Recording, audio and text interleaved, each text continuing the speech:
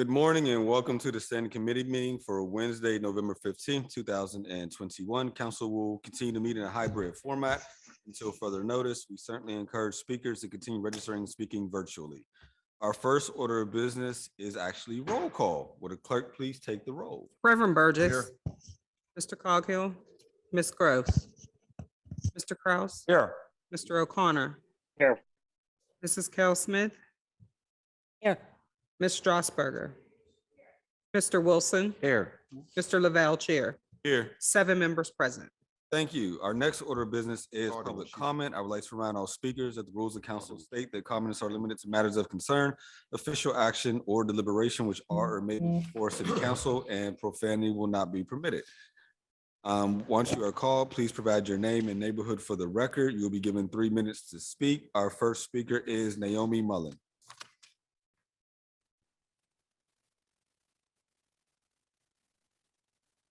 Can you hear me? Yeah. Okay. Shady trees, not shady deals in Bon Air. The Pennsylvania Constitution states, under the political powers, that all power is inherent in the people, and all free governments are founded on their authority and instituted for their peace, safety, and happiness. Where does the public servants who have been elected get the idea that they are lording over us? How can they make decisions for our community that we have lived in and been property owners in for decades? The PPS board and administration created a controversy against us. There have now been 3 community meetings with Gregory Coyle. It is 8 months of no community support from Bon Air. We even gave him a petition with 250 signatures on it. We want the building torn down and the green space to take its place. Gregory is operating in bad faith, and the school district officials are harming we, the people of Bon Air. This issue has united our neighborhood, regardless of political party or race. We have hundreds of signatures to prove that we want a green space. The Pittsburgh Public School Board and Gregory Coyle are causing negligent infliction of emotional distress and blockbusting by their opposition to our community. These are real damages that we, the people of Bon Air, demand a remedy for. Negligent infliction of emotional distress is a personal injury that arises when a defendant acts so carelessly that he or she must compensate the injured person. Has City Council taken any steps toward a resolution to protect the Bon Air property owners from enemies that continue to harm us? We, the people of Bon Air, have significant investment into our properties. We stand to lose significant value financially and quality of life reduction. We, the people of Bon Air, have expressed significant concern about potential development at the school. Our peace, safety, and happiness are being threatened. How can we have peace if there's hostility over parking? How can we have peace if a rogue developer... Eliminating your seat. Hello? We can still hear you. Safety. Questionable residents do not promote safety. Unknown uses of the property do not make the playground across the street safe. Reduced property values does not promote happiness. Reduced quality of life is not happiness inducing. My sincere, consistent request is that City Council create a resolution to block zoning change and support a green space to replace Bon Air school building. Do your part for the environment. Reduce urban heat, reduce watershed to Route 51, increase green space to benefit all ages. Thank you. Our next speaker is Dr. Ronald Lynn Miller.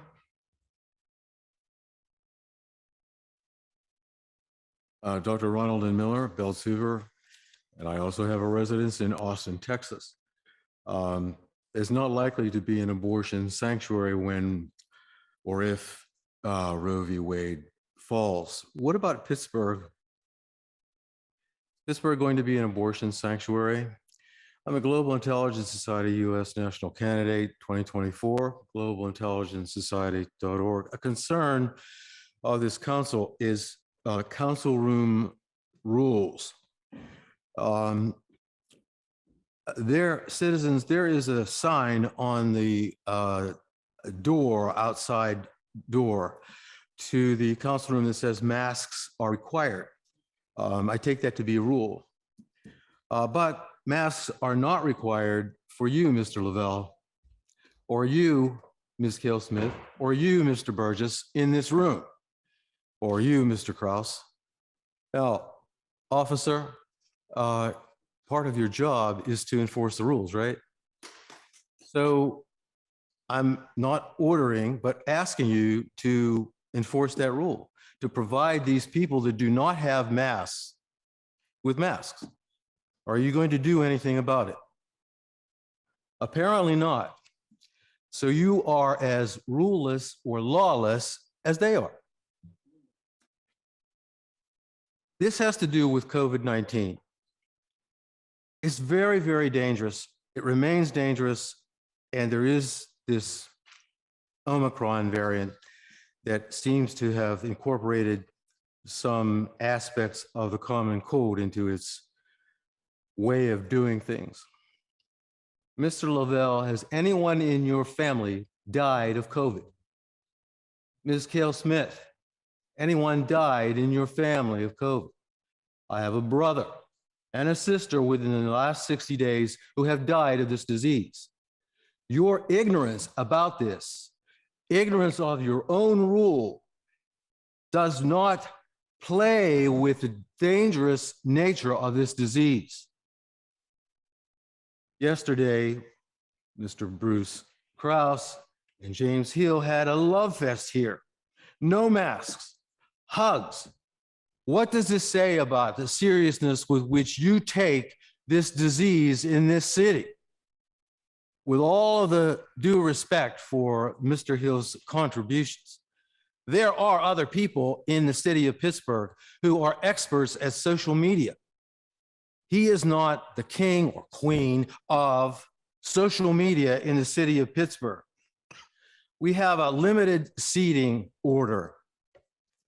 That means 6 seats, and that means that 70 seats are open.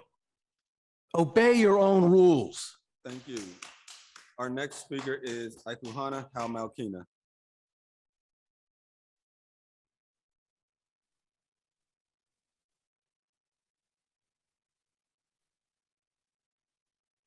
Greetings and good day.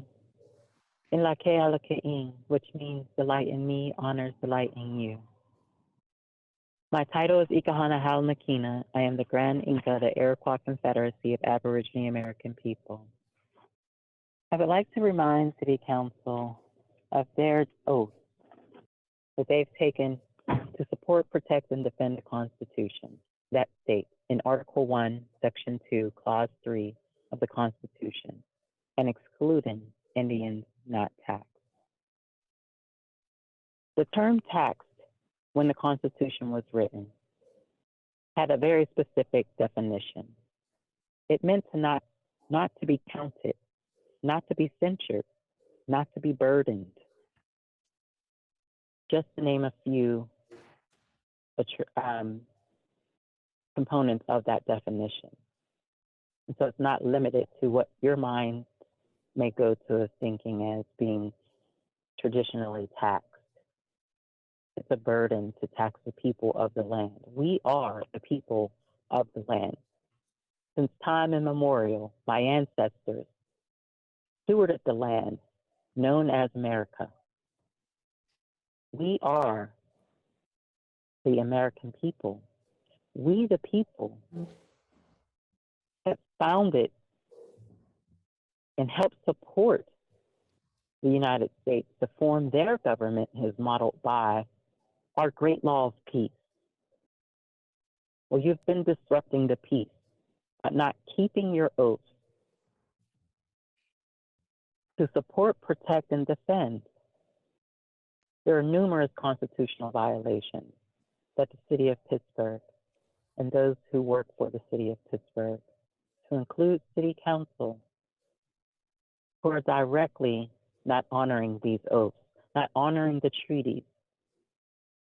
It is time to do the right thing, to act in good faith. According to the Northwest Ordinance of 1871, the utmost faith shall be observed towards the Indians. As we stand here today together, that's not happening. House Joint Resolution in 110th Congress, the first session, written on January 4th of 2007. It spells out an apology from the United States apologizing for breaking these oaths, for creating ill-conceived policies. What will you do to change that narrative? Will you begin to open up dialogue? Will you open up the floor to provide a space, a safe space for Indigenous people to be themselves, to not be erroneously enrolled into a system in which they do not belong? We've not got. Thank you. That exhausts our list of registered speakers. Is there anyone in chambers and or line wishing to speak? Please come forward. If you're online, raise your hand. Please provide your name and neighborhood for the record. My name is Yvonne F. Brown. I live at 715 Mercer Street, and that's Pittsburgh 15219. I'm saddened to say that one of my best friends has passed. Her name was May Arnold. I just called her May. But the reason why I'm speaking is because years ago, when you first had city council, she had I guess the internet. She had your program. So we would sit and watch city council. And there's times that we sit and she said, now look at this and look at that. I started coming to city council before you had the police review, because what was happening, anytime the police was involved in anything, whenever they would say something, that such and such happened, and the police was not in fault. And I'm saying they never investigated. How can they say the police wasn't wrong? So I started coming down fighting for the police review, because I said the police could not review or oversee themselves because they never was charged with quite a bit of things. Also, I'm telling you, I haven't been coming, I've been sick.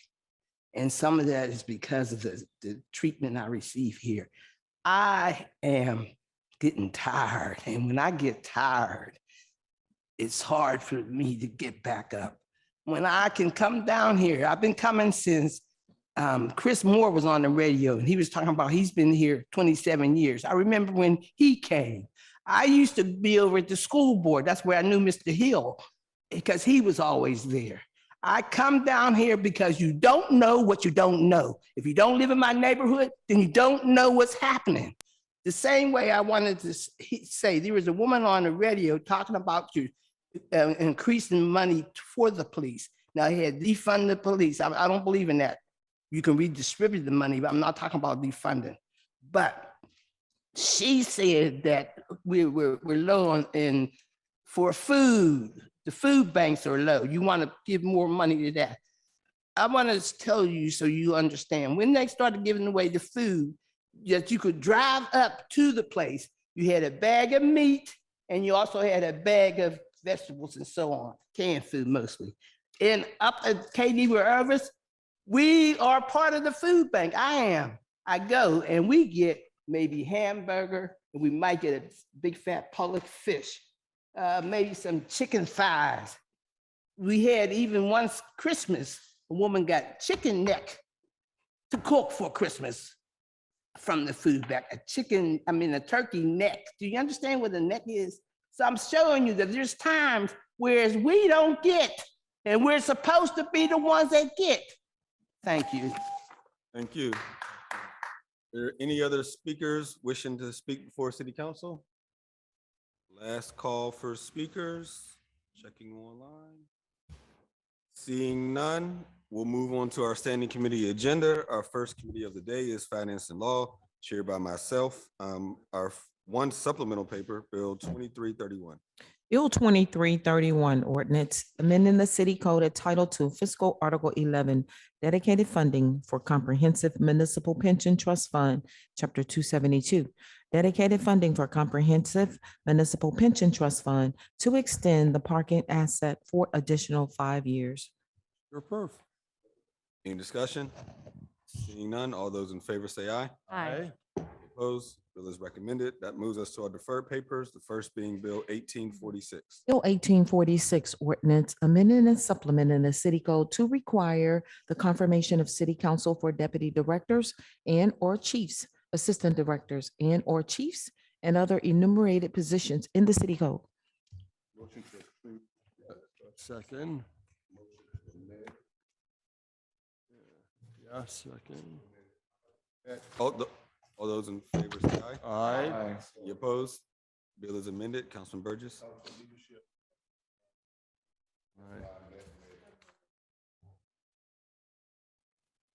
Tap it. Council President Smith, Councilman Lavelle, and myself met with Mayor-elect Ed Gainey and his Chief of Staff, Jake Pollock. Also, we sent this information to Jake Pollock. We also sent that to him prior to its introduction and talked about what we would do and how we would do it. And so they are fully aware of this compromise. Basically, it does not require council confirmation. It simply gives us the ability to interview assistant directors, acting directors, those sort of people. What I've said, and I think is true, is we all know it. We're having great turnover in our workforce. We're going to have a slew of new directors and assistant directors. And I think for us to be able to do our jobs, I don't know about you, but for me, when I want something done, most of my conversation is at the snowplow, or if I want a yard cut, it's the assistant directors I really talk to. And I just want the public to know who they are and for us to know who they are. So that's what this changes. It's just an interview. And that's it. Thank you. I have a number of members, starting with Councilman Kraus. Okay, thank you very much. So Councilman, if I understand the amendment correctly, 1 through 18 are the offices that already require confirmation by council. Is that Correct. correct? Right.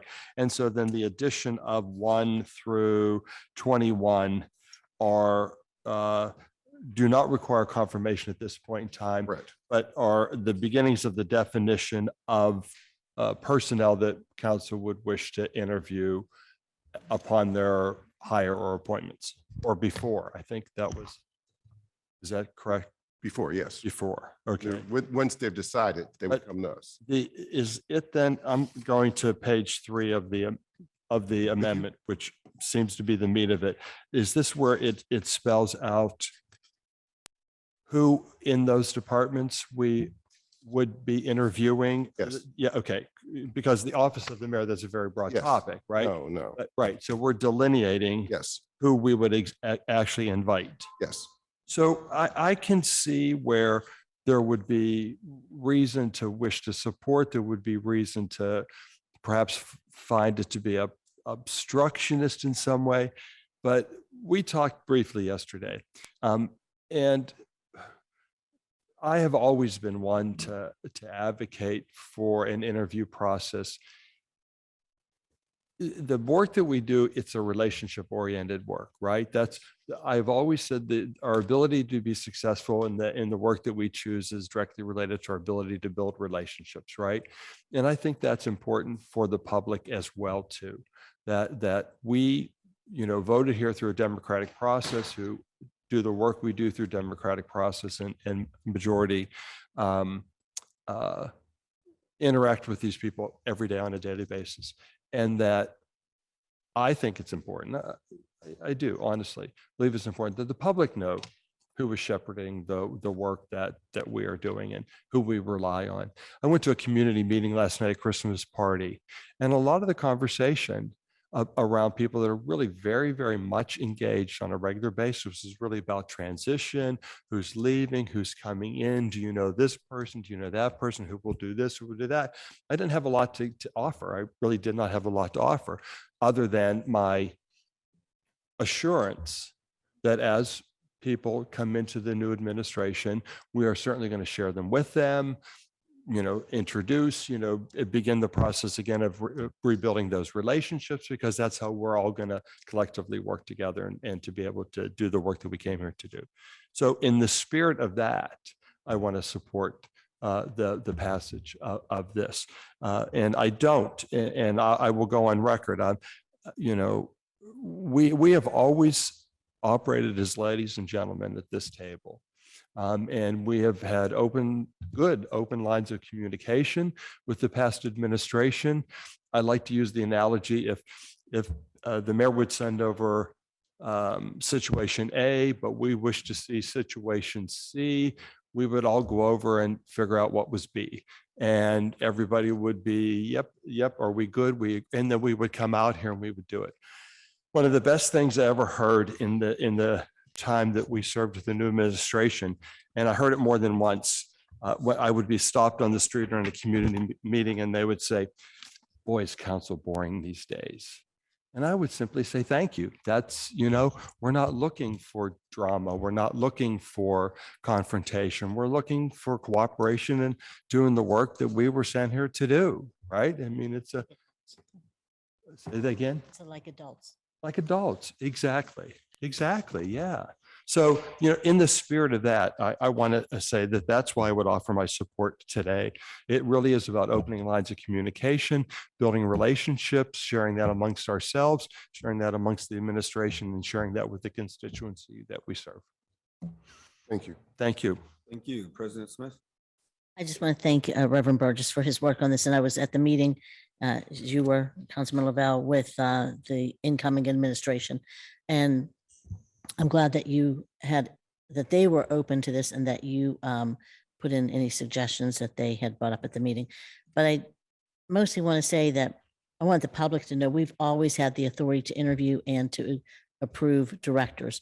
All we're doing is now saying, hey, a lot of times, I think most of our directors now in the city were at one point an assistant director, and then they become the acting director. And so a lot of times we don't have that opportunity to interview and to build the relationship with them and to let the public get to know them. And that's the most important part. So I want to thank you for letting the public know. And I think they should know who the next administration is going to hire, what they plan on doing. And the public needs to have these meetings and interviews in the light of day and with the cameras running so that they know who's running their government. And so I think it's a good thing. We should have been doing this. We've always done it for the directors, but I'm thanking you for adding in the assistant directors, because as we saw over the past 2 years, a lot of acting directors did become the directors. So thank you for doing that. Councilwoman Gross. Thank you. I'm counting up the numbers of directors, and I'm trying to do it while I'm talking, the full directors that we actually have to approve the appointments of. And that, the current way we do it is the number sequencing is weird, but it looks like there's 27 You want Sean? or more. Sean's here. He helped me write the legislation. He can answer technical questions if you have some. Yeah, I'm thinking there may be more than 30 major administrative units and executive departments that we currently do approvals for. This section 111.01 at the very top. It continues on. These are the executive departments and administrative units that we do appointments for. We have all of these, but the numbers are repeating. It looks like there are 18 departments or bureaus. Then it starts over from one. And it mixes kind of offices and departments down to 21. So is it 21 plus 19? Are we looking at nearly 40? What's happening here? Councilwoman, good morning. Sean Carter, Special Assistant, Office of Councilman, Reverend Ricky Burgess. This is a reforming the section you're looking at right now is a reformatting of an existing section of code. It adds in 3 departments that aren't currently in the code. So, Can you help me just understand the strikeouts then, or? well, is the it- brackets. I don't see any brackets. Up at the top, 11101, just under A, next to number 1, Office of the Mayor, there's a left bracket. Ah, here I go with the brackets again. This is like the second time in 2 weeks. I've been confused in trying to find these brackets. So, okay, you have deleted out the 18 that were originally listed and added in the underlined ones, starting over again with 1. So it's 1 through 21. Well, the Bureau of Neighborhood Empowerment no longer exists. It got rolled into the Office of Equity. All right, and I don't see the addition of Office of Immigrant and Refugee Affairs, which we discussed. If That it's legislation created, Doesn't- it isn't created yet, but it's the next bill on the agenda. Once we create it, we can always go back and add, if you Add want to again. add it now, or we can add it at final vote. So, It automatically, Well, when that legislation can add a provision to add it into this. got it. That legislation hadn't been introduced as of the date of the introduction of this legislation, so that's why it wasn't reflected at the time. right, okay, so currently, this draft has 21 department or office heads that we have appointment power over. Yes. And it doesn't list how many deputy directors you are seeking to interview. Madam Councilwoman, Yes, please. this is a listing of the executive departments and administrative units. Just because it's in this listing, as you can see, Office of the Mayor's here, Office of the City Controller's here, does not automatically mean that council would appoint or approve the appointment. It's just the formal listing for the city code, for the purposes of the city code. Further in the amendment, page 3, it lists specifically the departments where its head, or in this case, the assistant directors would be subject to the interview. There are no changes at the moment being made to those departments whose heads are subject to confirmation. Right, but I'm just trying to get a count. And forgive me, just looking at this now on live TV. 12 more, 12 to 14 more, probably. Somewhere in the number like that. 1, 2, 3, 4, 5, 6, 7, 8, 9, 10. I believe that some departments have more than one assistant 13, director, or is 14, that a 15. misconception? Some do, I some. feel like there's like, in the org chart, like an assistant director for policy in DOMI, an assistant director for, right? There's like 4 assistant directors in DOMI. If we just said it, but I don't have the whole org chart in front of me, but it would be interesting maybe to look at that. So here's my point. We already are doing the interviews and voting on the appointments for the directors. What this amendment seeks to do is add an additional layer of interviews before someone's allowed to be hired. So it's an absolute shall be interviewed, right? That they cannot fill the role. And so in the first part or all of 2022, as the org chart is changing and being filled out, it's going to be I think a wrench in the works. We're gumming up the onboarding and staffing out of the organizational chart by the fact that these interviews are required before the person can begin working. Additionally, I see language that says that someone has to cease to be assistant director until then we bring them in here to interview. So you are literally taking people out of their functional roles Fine. in this language. It wasn't a question. And so I am concerned about that. It says it's that they shall be interviewed prior to assuming said position. Right. And so, and we meet, once or twice a week. We can kind of add the interviews whenever we can. But it's still us, I think, slowing things down. And I've heard Councilman Burgess speak and other members talk about not wanting to make major changes to government before we actually have this new administration. And this is pretty major. And I'm really worried about this kind of removing current people. Oh, you want me sort of? No, I don't. Hold on a sec. I'm just still processing. Okay. If the person acting deputy director or chief or acting assistant director or chief shall not have been presented by the mayor and interviewed by council, which is all of the current ones. As the case may be, that person shall cease in that role and shall be returned to their previous position. I mean, we're talking solicitor currently. We're talking DOMI currently. We're talking, so there would not only be, there would be no director, no assistant directors in the winter. While we're trying to make this, there would be no one at DPW in the middle of winter.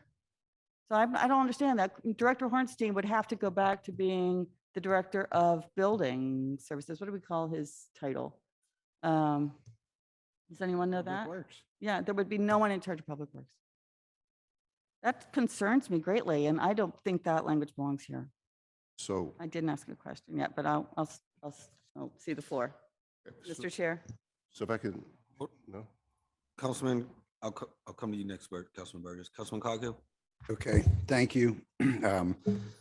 Yesterday, I appreciate you coming and talking to me about this, yesterday it seemed pretty harmless to me, I'll tell you, all right? But looking at it on its face, I would have been more apt to support your original legislation where we had the right to hire or not hire. We could say yes or no, where this says waters it down. And I know you talked to the incoming administration about it. So this waters it down as to where we have to interview them before they hire them. We're just getting through the budget hearings. Last thing I want on my plate is 30 interviews as to assistant directors, no matter, which way. I do business, I feel like this, Rev. You got the new administration coming in. I trust, and I know that we get to at least appoint the directors that he is going to put in front of us.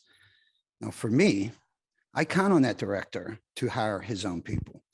And as Councilwoman Gross says, it delays the process, and it's just makes for a log jam, and we're going to have to try to get through 100 interviews, or who knows how many interviews.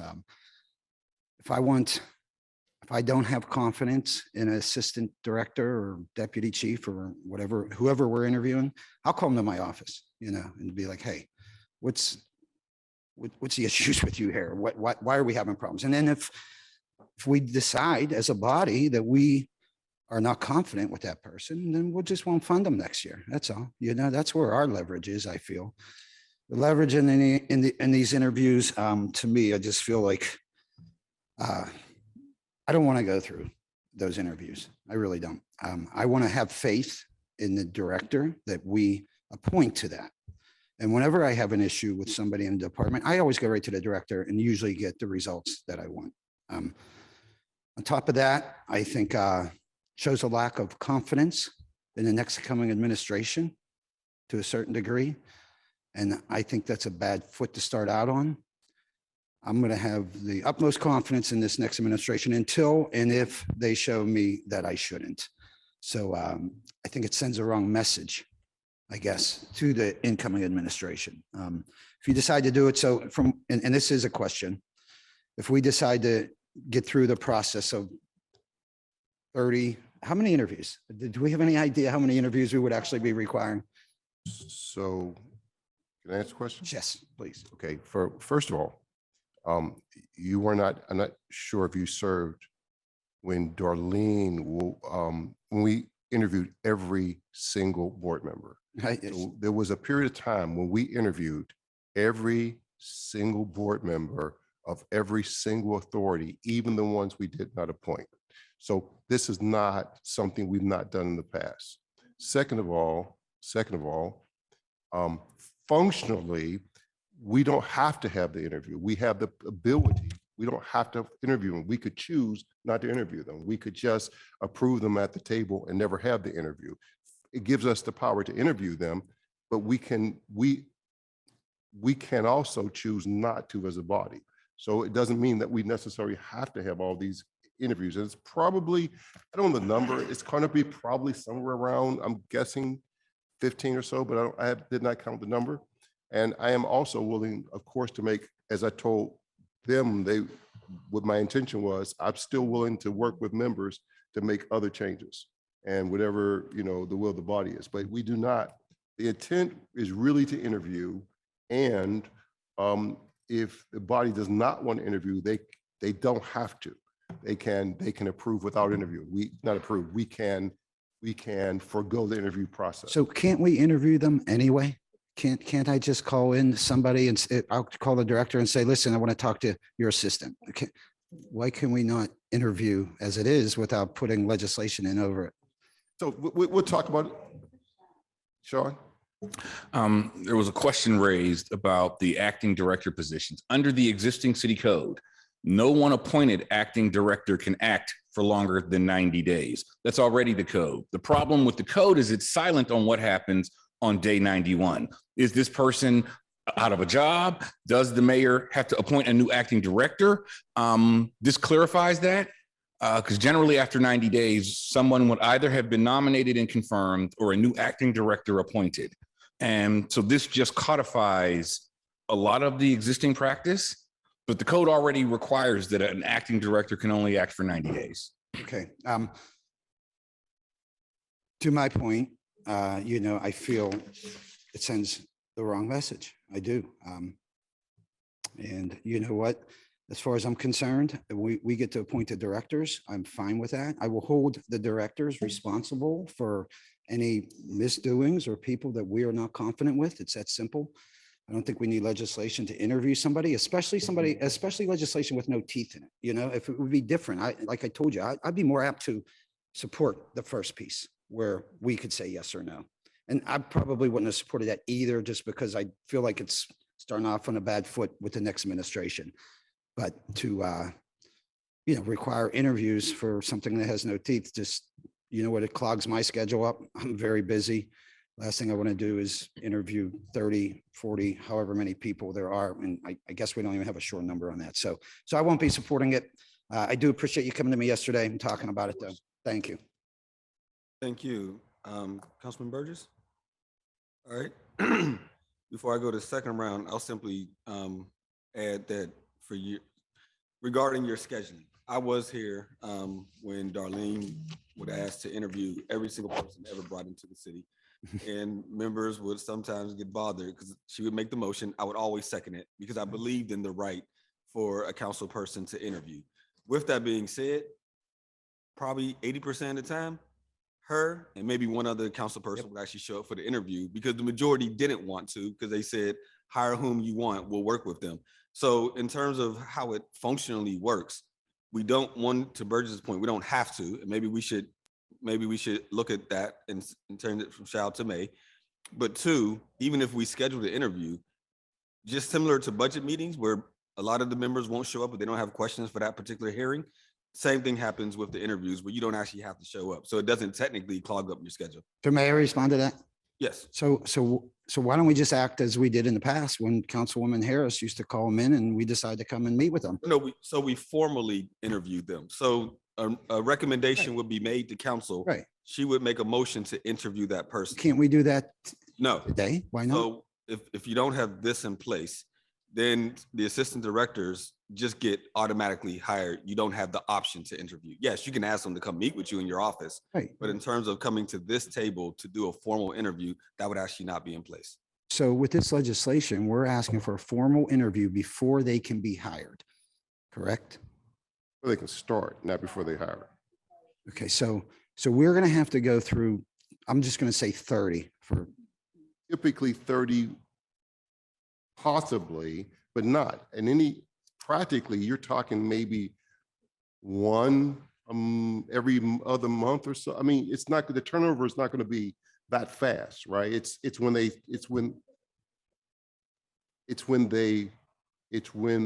as they come in. They may come in, and my assumption is they'll come in over time. Again, I'm willing to talk more about this between now and Tuesday and make further amendments. All right. okay, just let me finish up if I may. Well, go you ahead. responded to my comment. Okay, good. So I'll let you Sure. come back in for second round. Good deal. Second round, President Smith. I just want to say, again, we did talk with the new incoming administration respectfully. Reverend Burgess took the extra step in sending the legislation, making sure that they saw it. But I will just say this, that while I think the public deserves to see and know who we're hiring, which is why we all supported Councilwoman Harris when she was calling for interviews, And some of us showed up and some of us didn't.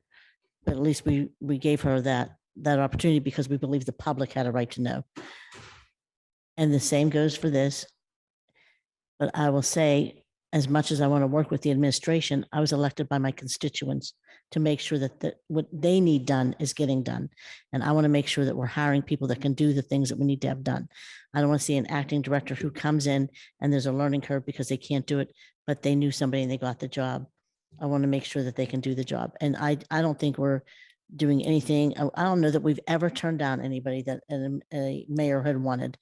And I don't think that I have confidence that this mayor is going to send over good people and with good resumes and the ability to do the job. If you feel otherwise, you feel like they're not going to be able to do that and you're a little concerned, then that's a longer conversation. I actually have the confidence that they're going to do it.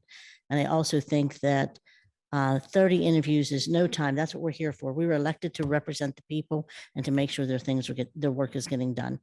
And we are working with the new administration and want to see them succeed and want to work with them. But we are here for the people again.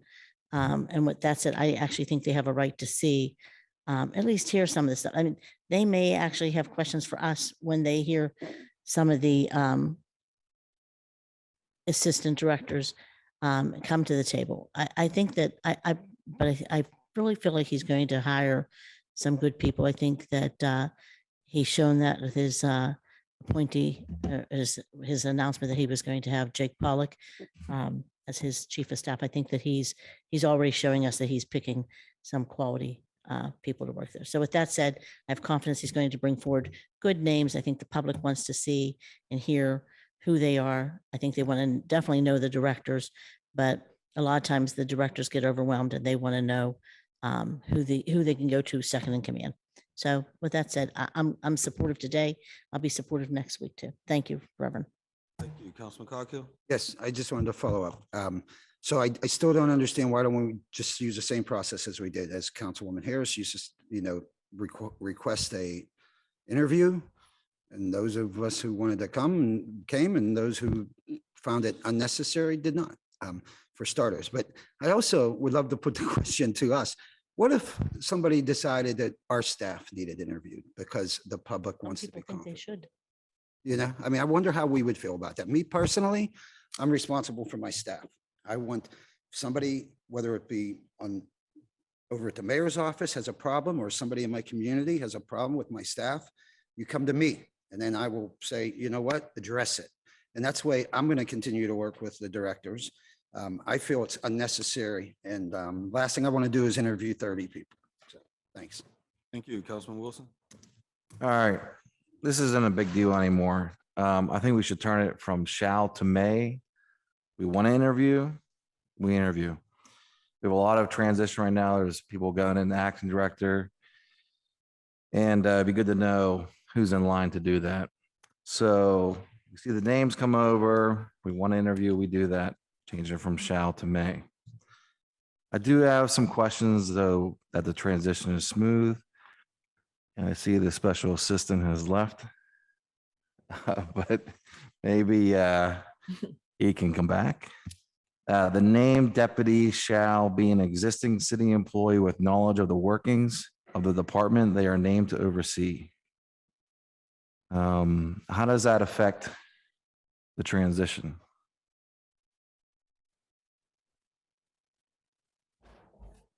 You're asking for interrogatory with? Well, I was Sean, gonna, I just want to get that confirmation from Sean. Yeah, we're just writing code, but no, this will not in any way, at any moment, hinder the transition. It just won't.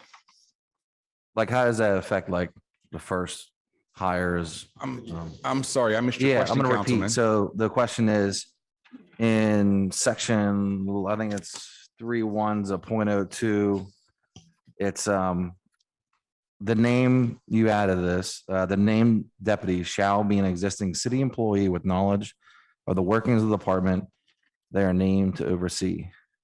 That designation is the standard designation. The mayor, the controller, and every department head files with the city clerk when they're going to be absent from business, either out of town or on vacation. They appoint a member of their department to act on their stead and authorize them to sign all correspondence for the length of their absence. So Okay, this so- actually so- has so- nothing to do with a formal appointment of a deputy department head. This is the person who's legally authorized to execute business on behalf of the department in the absence of the director. Okay, technical question, why is it changed from ordinance to resolution further down? Because the requirement that whoever's serving in that role post a bond with the city clerk or the city controller, I can't remember which one, used to be by ordinance because 100 years ago, council did everything by ordinance. Okay. It's only in more modern times that they can, well, the 1974 charter, the council was authorized to legislate either by ordinance or by resolution. Okay. All right, so I'll just make a comment. This is not the same bill. This bill is more of a bill that looks at what we see reactive of what happens in transition from the previous mayor and the previous experience, not a bill that is reflective of that we're worried or concerned about any incoming mayor. It's just a very transparent way. It still allows full authority to appoint of the incoming mayor. And I'm in support as long as we move this from just so we can have the ability to not interview if we don't want to. So, If you, I'll make that change. Let me not make it at the table because I can make sure I put it in the right place to what you want. I know what you want. Give me a moment to do that. And I'll make sure that we have the power not to interview if we so choose. Okay? Strasburger. Thank you. I don't think I'm just going to dive in straight into the weeds here because I was reading subsection H over and over and over again. I don't think we have to change. I'm in agreement. I want to have the option to, but I don't think it's necessarily a matter of changing shall to may. I think it is because it says shall. Let's see, these deputies, direct assistants, et cetera, of the following departments or administrative units shall be presented by the mayor for council interview in a public meeting.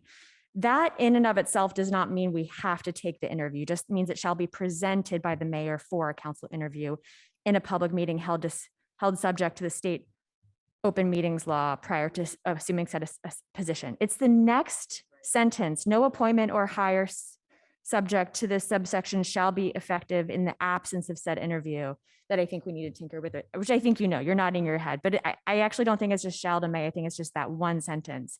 Other than that, they're just presenting us with the opportunity to interview. So if it's anything, I think it's probably that one sentence. Dave, I will, between now and, you give me, I will change it. Give me between now and, because I want to make sure I do it right, consistent with the code. So give me a day or so and I'll send it to everybody Thank you. way before Tuesday. Thank you. Councilwoman Gross. Thank you for catching that. Councilman Strasburger, we're trying to read it like to be able, it was emailed to us last night. And so I'm only just processing it now, as I said earlier in my comments. And I'm also concerned about the further new language also in section H. So not only does it say they really do have to be interviewed before they can serve, they can't even serve as acting.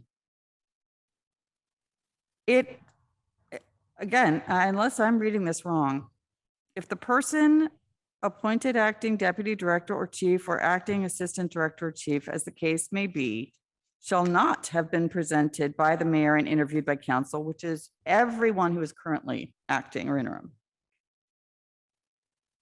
Said person shall cease in that role and shall be returned to their previous role. We would have no treasurer.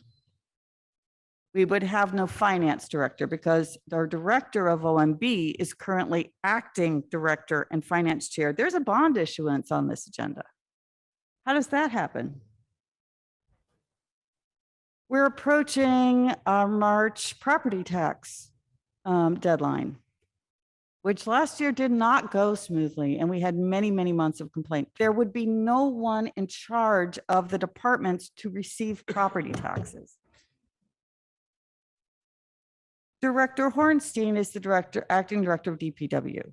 We would be immediately removing him and putting him back to directors of facilities. We're approaching a snowstorm any minute, God knows. Normally at this time of year, we would have seen at least several snowfalls. We would have no direction for DPW. The director of DOMI is an acting director. Director Lucas would be removed. The solicitor would be removed. And I have only gone through the directors. So then what about the assistant director level? So I think this creates chaos right now. And that also additionally, that entire section, that part of section 8 should be struck. Or we really will be. That's what it reads. I'm sorry. I see people shaking their heads, but correct. How does it not read that way? Because normally they would start, they would be interviewed before they started. So we would be removing anybody. They would be interviewed and start. So we would remove anybody. It's silly. That's why we're shaking our heads. Silly. You want us to do all those interviews immediately? We do them immediately, like we. Or because they have to, they literally have to not be in their role until we bring them back to interview We them. interview within. Or strike that sentence. We interview within a week. I mean, normally council, I'm sorry. I don't mean to be hostile. I really don't. I just find it silly. This is how we do this. We do this for every director. We do this for every person on boards of directors. This is a normal council thing. They come to us Boards first. and directors aren't like We directing come to them. departments We come to them. We interview within a week, individually. 10 days, and they start. It's not removing anybody. It would just be a difference in when they would come to us first, they start. We wouldn't remove anybody. There'd be no one to remove. It's rare that our appointments to boards, it's unheard of. Our appointments to commissions certainly don't affect the execution or response to emergencies or snowstorms. Sometimes we've had boards not have a quorum, but it's rare that are holding for interviews for boards and commissions actually prevents day-to-day functioning of city government. So I don't find that analogy persuasive.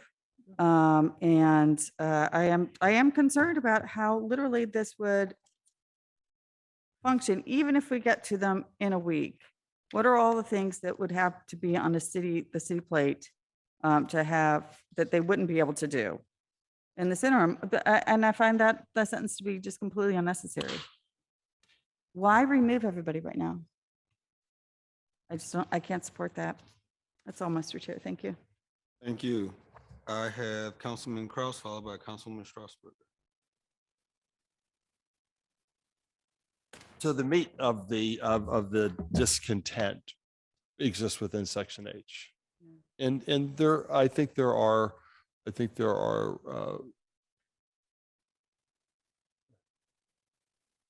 ways to improve.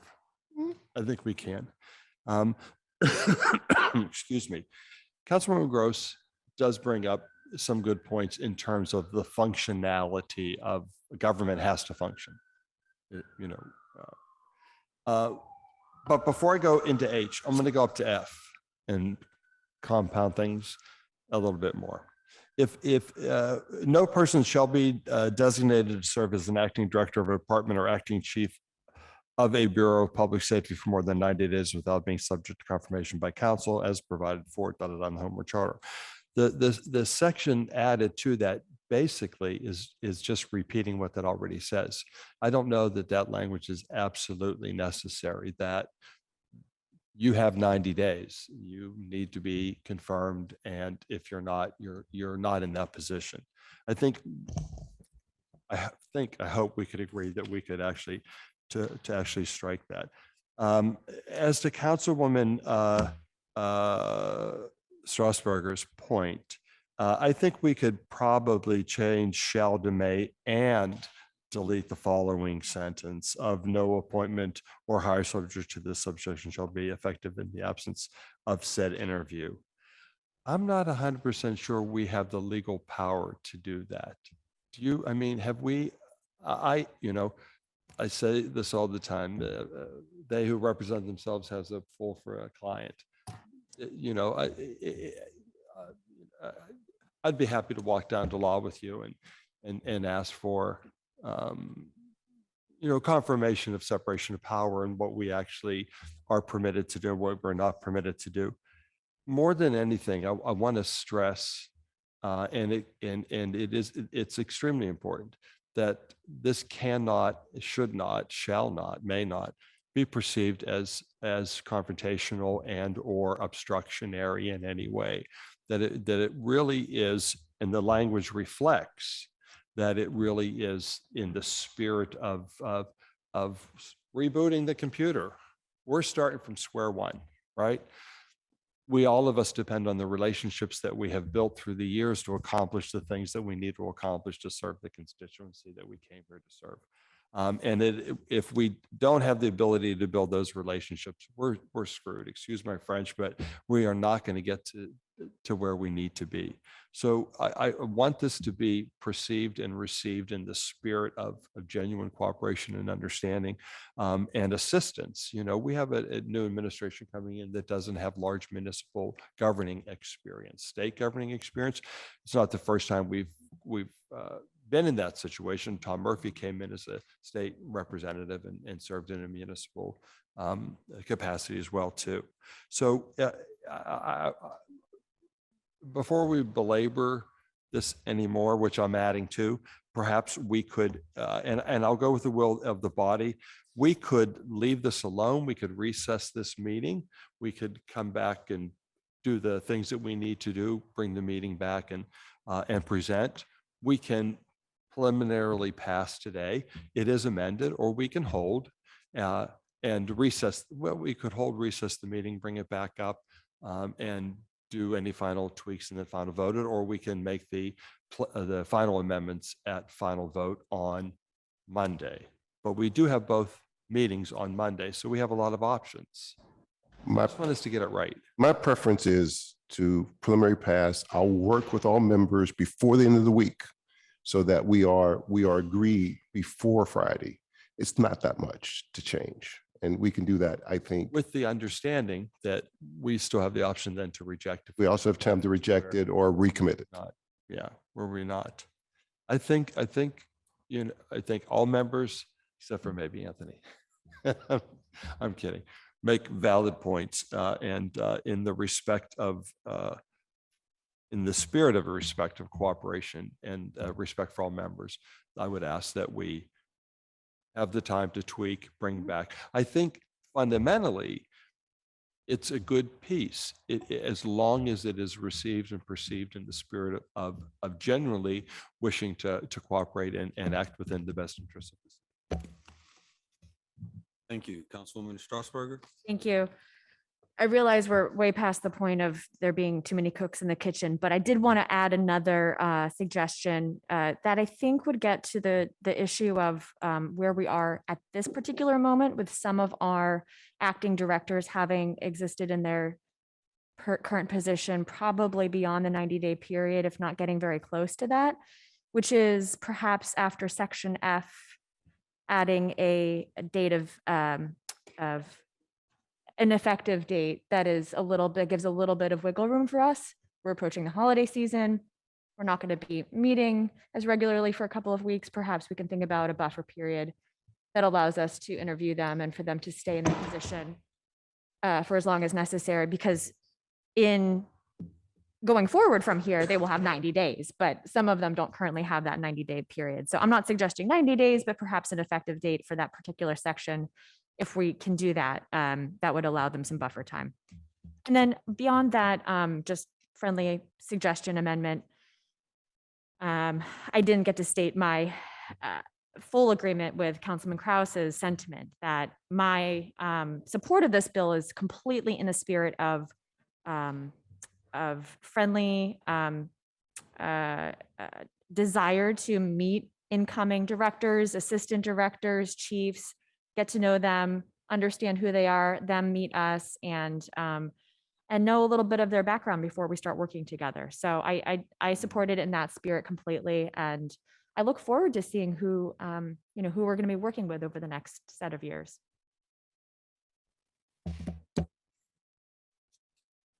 Thank you. Any further discussion? If not, all those in favor say Aye. Aye. any. We're going to vote on the amendment Yes, first. This is the amendment. Want to make sure. Any opposed? This is on the We amendment. did vote on the amendment. We did. Okay. Yeah, we voted there. We voted the Okay, I amendment. apologize. Just on the bill. So this is on the bill. Any opposed? One opposition? Any abstentions? One Sorry, nay on the bill. Sorry. Two in opposition, one abstention. Bill receives an affirmative recommendation. Thank you. That takes us to Bill 2147.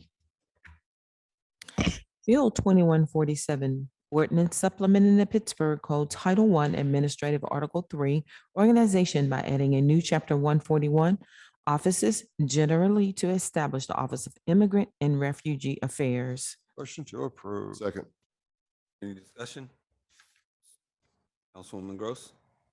I am going to be voting no, not because I don't think there isn't good work happening with the initiative that we have had, but just the notion that we're creating another very, very small department. As we clarified, it is called an office, but as we clarified at the table, budgetarily, it's a department. And it seems to me that we may be revising the organizational chart again in the new year if we have operating budget amendments. And I just find this to be premature, and I'm not supportive of the timing. Thank you. Any further discussion? Councilman Burgess? I won't talk about this issue at all. I must support this. I'll just, Bruce, I really, many ways, I keep thinking about when we first came here and Peduto was finance chair my first year.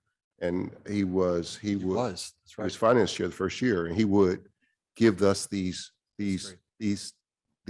institutional and explanations. And I'm like, how does he know all this stuff? And he had been in government 20 years by then, and he kind of knew all this stuff.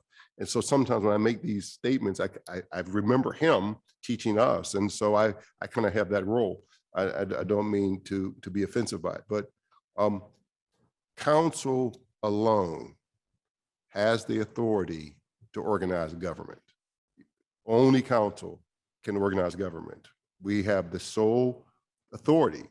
The mayor can recommend to us departments and whatever he wants, and positions, but he actually has no authority, he or she has no authority to organize government. That is a sole and unique council function to organize and so this is part of what we're doing, and we can do this or not do this, but just sort of know that anything that structurally changes the government, only the council can do it.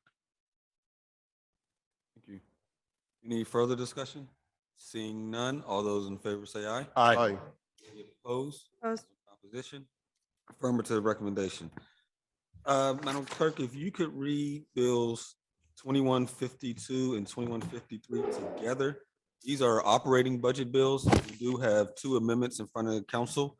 One that affects salary within the clerk's office, and one that effectively allows the lead ordinance to move forward and be implemented.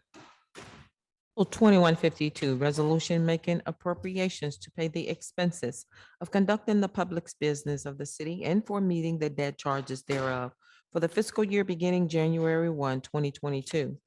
Bill number 2153, resolution fixing the number of officers and employees of the city for the 2022 fiscal year and the rate of compensation thereof and setting maximum levels for designated positions. Motion to approve with Second. discussion. Second. Are we on the Councilman Wilson amendment or the Kel Smith amendment? Both bills are affected by both, but we can do with Councilman Wilson first. I know he wants to speak to it. I'll speak to operating amendment number 18, as you can see in these lovely yellow pages that we receive. So this is great work by our budget director, our timely, working with the city controller in a timely fashion and the city controller staff. Also, I'm sorry, our budget director and our assistant budget director. Appreciate your time on this. Also, OMB director in the administration. So I wanted to make sure that we, after passing the lead bill, that we can move forward with it. And so what we did here is what you see in front of you is how we're going to implement that. Also, preparing for the rental registration inspections as well. These hires will be in mid-year, and it shows funding throughout the 5-year plan, and it's funded based on revenue.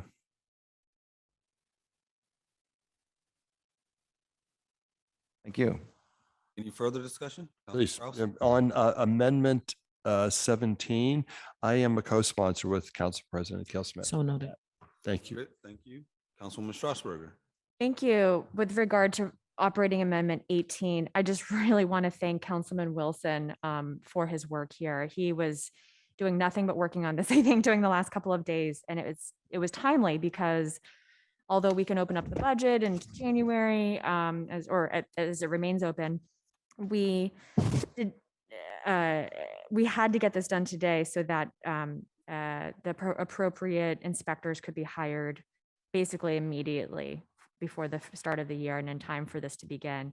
This is important for rental registration. It's important for the lead ordinance we just passed.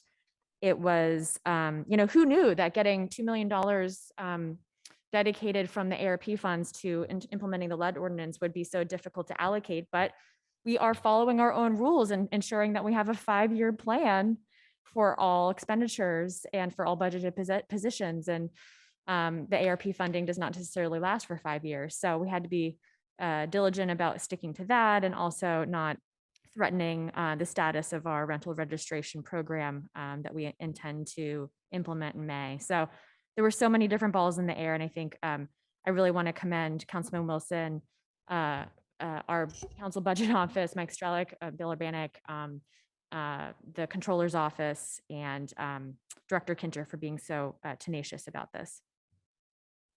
Thank you. Can I just jump ahead real quick? I want to say one thing, Sure, second round. please. I just want to I forgot to thank Director Kinter. She was instrumental in the whole thing. Literally, had her draw it up, what it would take. She was very, she fights for her department to make it work. And, if anyone, look, we all have problems. We all get complaints about PLI. What we cannot say is that director does not care about her department and is very looking to the future into how she can make this all work. So I really appreciate her time with this and appreciate her working on this. And I support everything in this amendment. Thanks. Sorry. Councilwoman Gross. Thank you. Yes, I just wanted to give all the same thank yous, especially I concur. Director Kinter is incredibly thorough and so responsive and thinks through every single detail. And that's exactly what you want in a building inspector department, right? So I have a lot of confidence in her. And she spent so many hours over this last year getting this to where it is. And here she was still making sure that the ball got all the way over the end zone because we had thought it was there, but she really, thought through all of the details.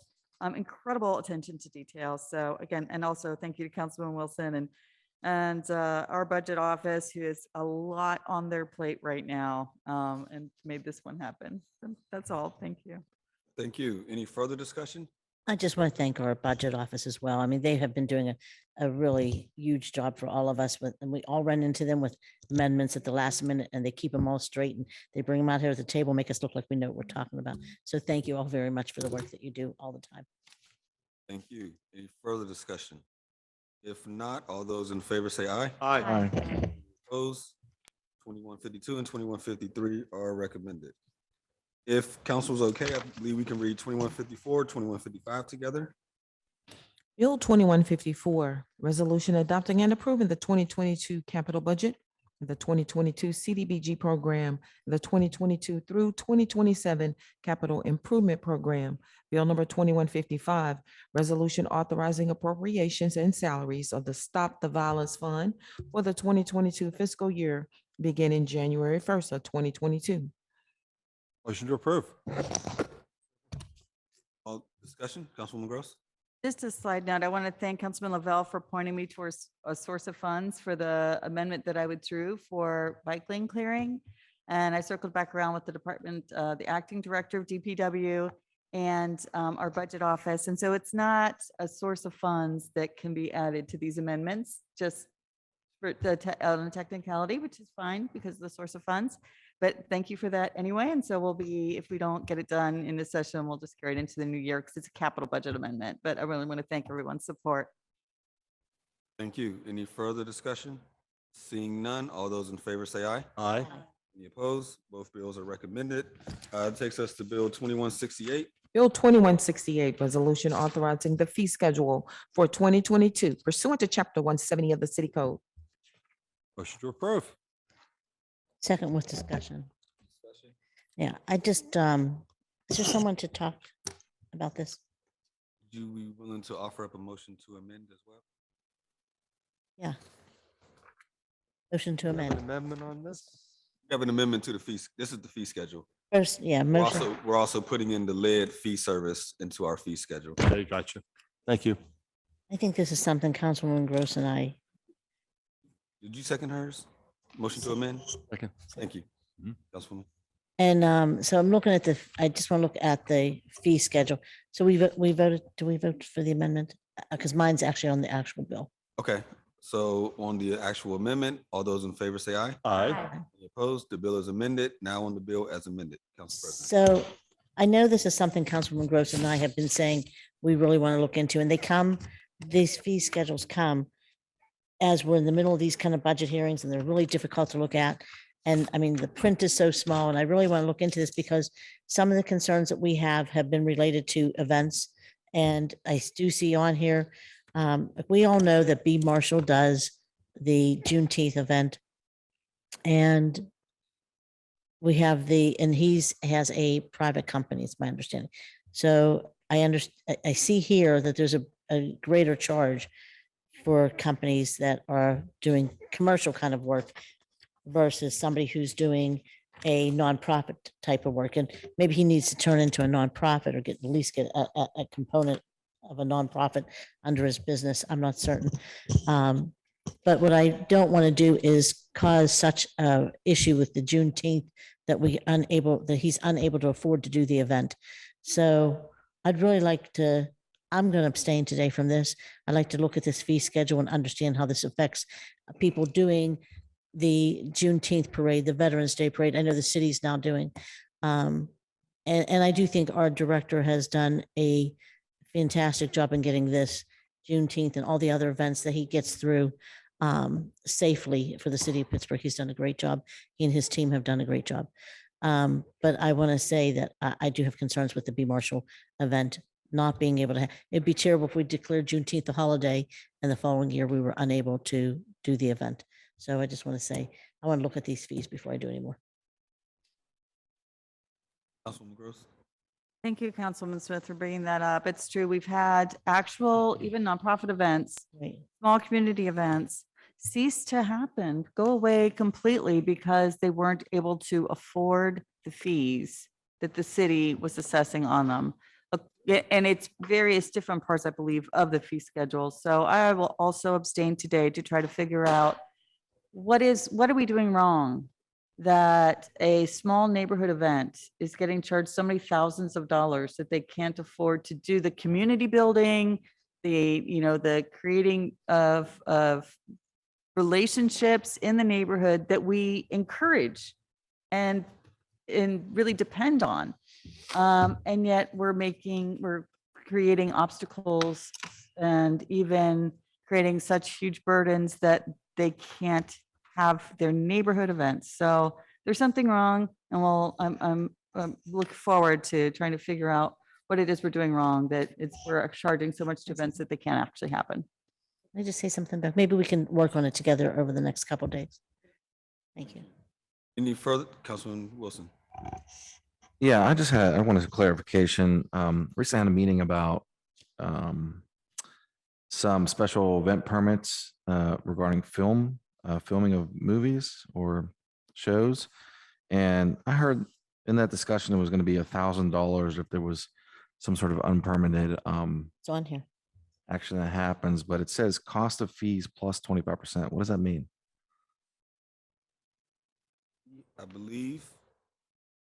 Yes, please come to the podium. Council, Lee Schmidt, Assistant Director of Public Safety, Special Events. Brian Cates falls under my staff. So the unpermitted event is just if, similar to what we've had, I know in your community, in the Allegheny Center Park. Yeah. If an event happens without proper approval and authorization, and the community complains about it, or we find out about it, the intent behind that is we would then bill them as if they had gone through the process, plus add a 25% fee because they failed to follow the process. So that fee is originally $1,000 or something? It would be a 25% based on the what the actual permit would have been.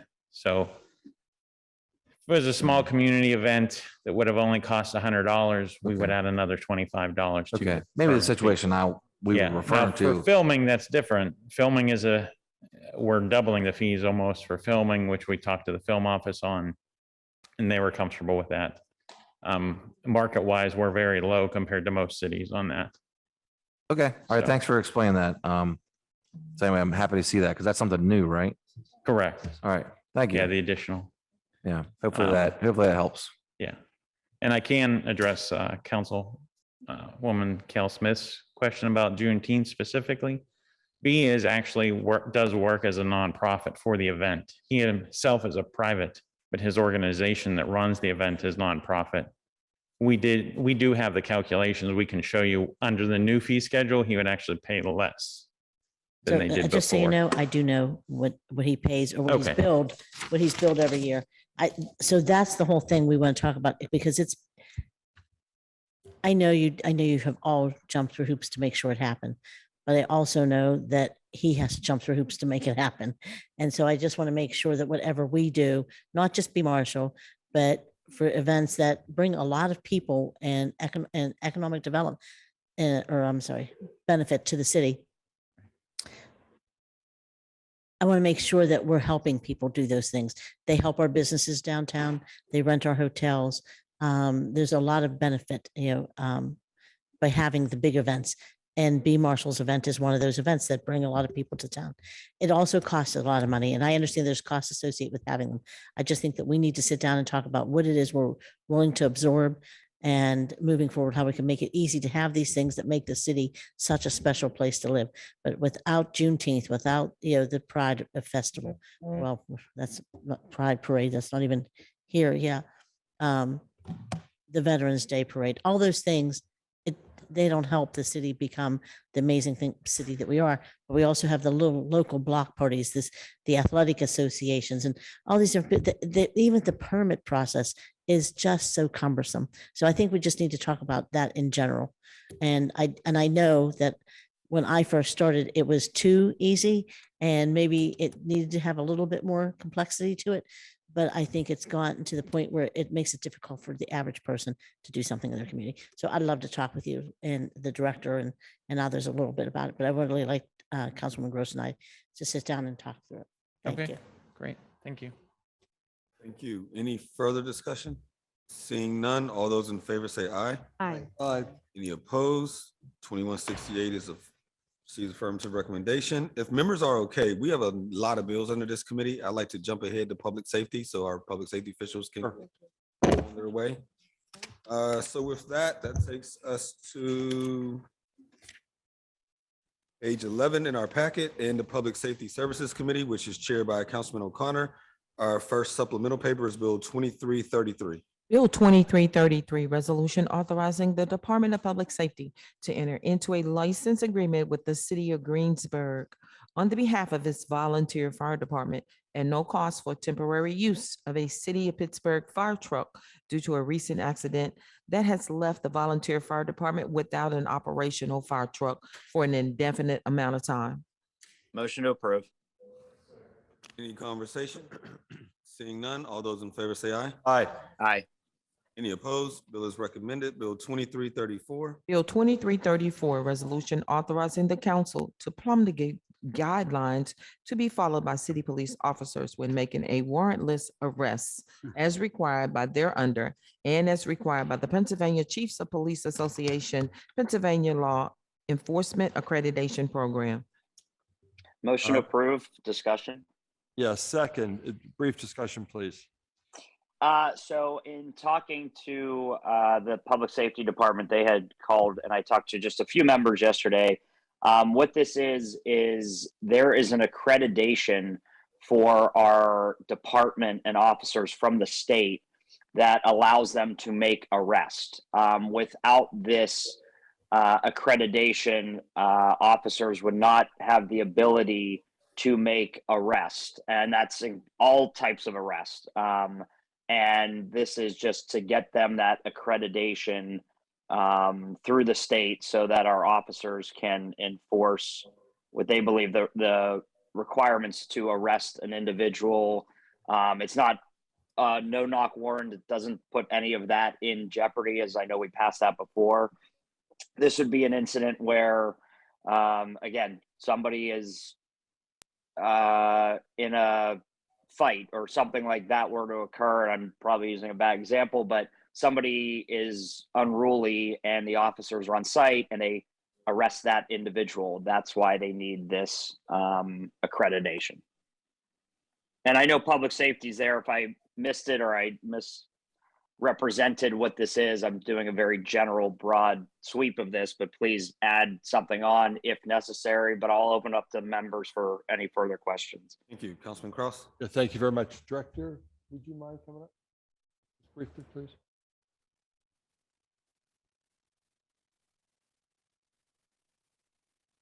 And how to look at you and talk in my mic at the same Good time. morning. And just for the record, Chief Schubert is also on.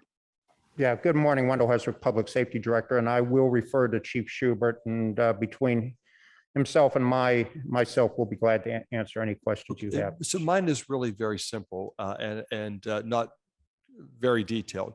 This is to seek an accreditation that is to come that is this to make application for an accreditation or to actually confirm an accreditation?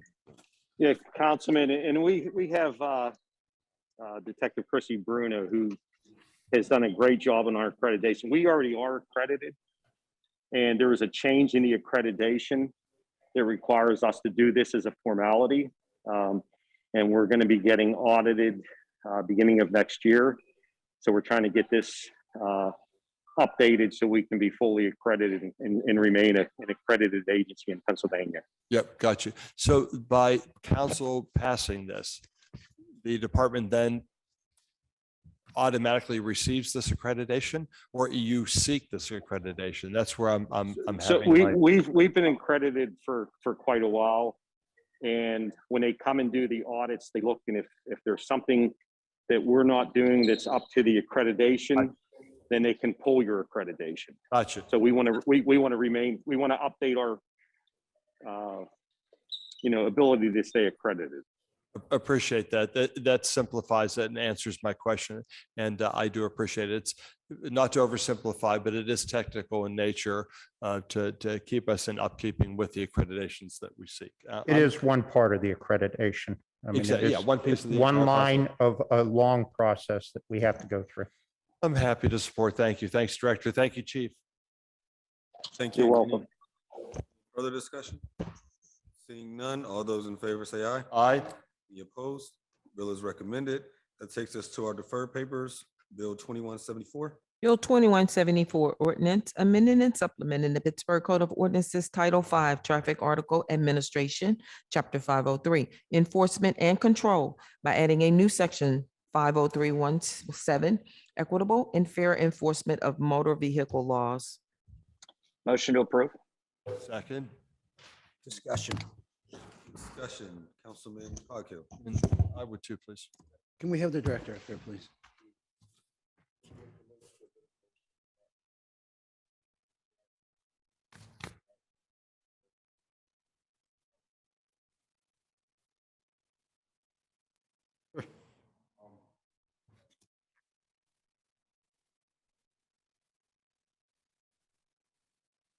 Second.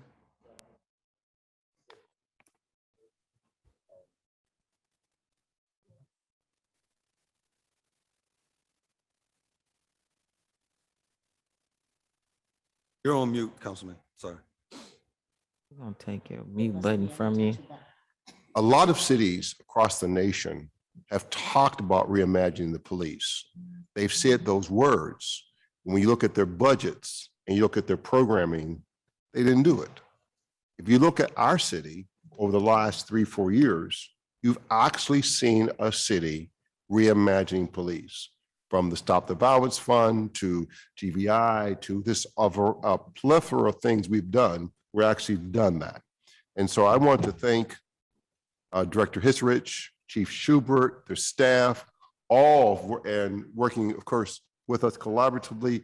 My special thanks goes to Anthony Coghill and to all of the council. This amendment only does 3 things, and then I'll stop talking. There's 3 sort of technical things that are in this amendment. It only does 3 things. One is it gives 60 days if someone is out of inspection for 60 days. It gives them a 60-day grace period, but after that 60 days, they could be stopped because we don't want an unsafe vehicle. That's something that the officers, that's on page, I don't know, it's on page 4, I think. It's on page 1, 2, 3, page 3, and it's highlighted. That it adds 60 days for the inspection, because that's something the police officers mentioned to us. The other 2 things are on the last page. The only changes are on the last page. And there are 2 things. Having talked to and this is something Philadelphia did, when they passed a similar law, they gave a grace period so the officers could be trained to enforce it. Because you have 900 officers, you're asked them to do something different. You have to give them a time to be trained on what's appropriate, what's inappropriate before you require them to do it. And so this gives them 120 days to do training for the 800 officers for the new code. And then the last thing it does is it gives an annual review process in case we want to add more things to it or want it to be different. So there is a process of review to make sure that it's being effective and that if we want to make changes. And that's, it has the support of Chief and the Public Safety Director. They can speak for themselves, but they're here and we've had a couple of meetings with them, 2 or 3 meetings to get to this point.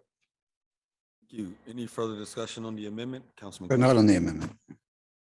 On the bill, though. Okay. If none, all those in favor say aye. Aye. Opposed? The bill, 1 abstention. The bill is amended. On the bill as amended, Councilman Coghill? Yes, if the director can come up, please. So if I seem irritated this morning, I am, and it's because of this. You know, we had a great meeting with the police. I didn't know this was coming today.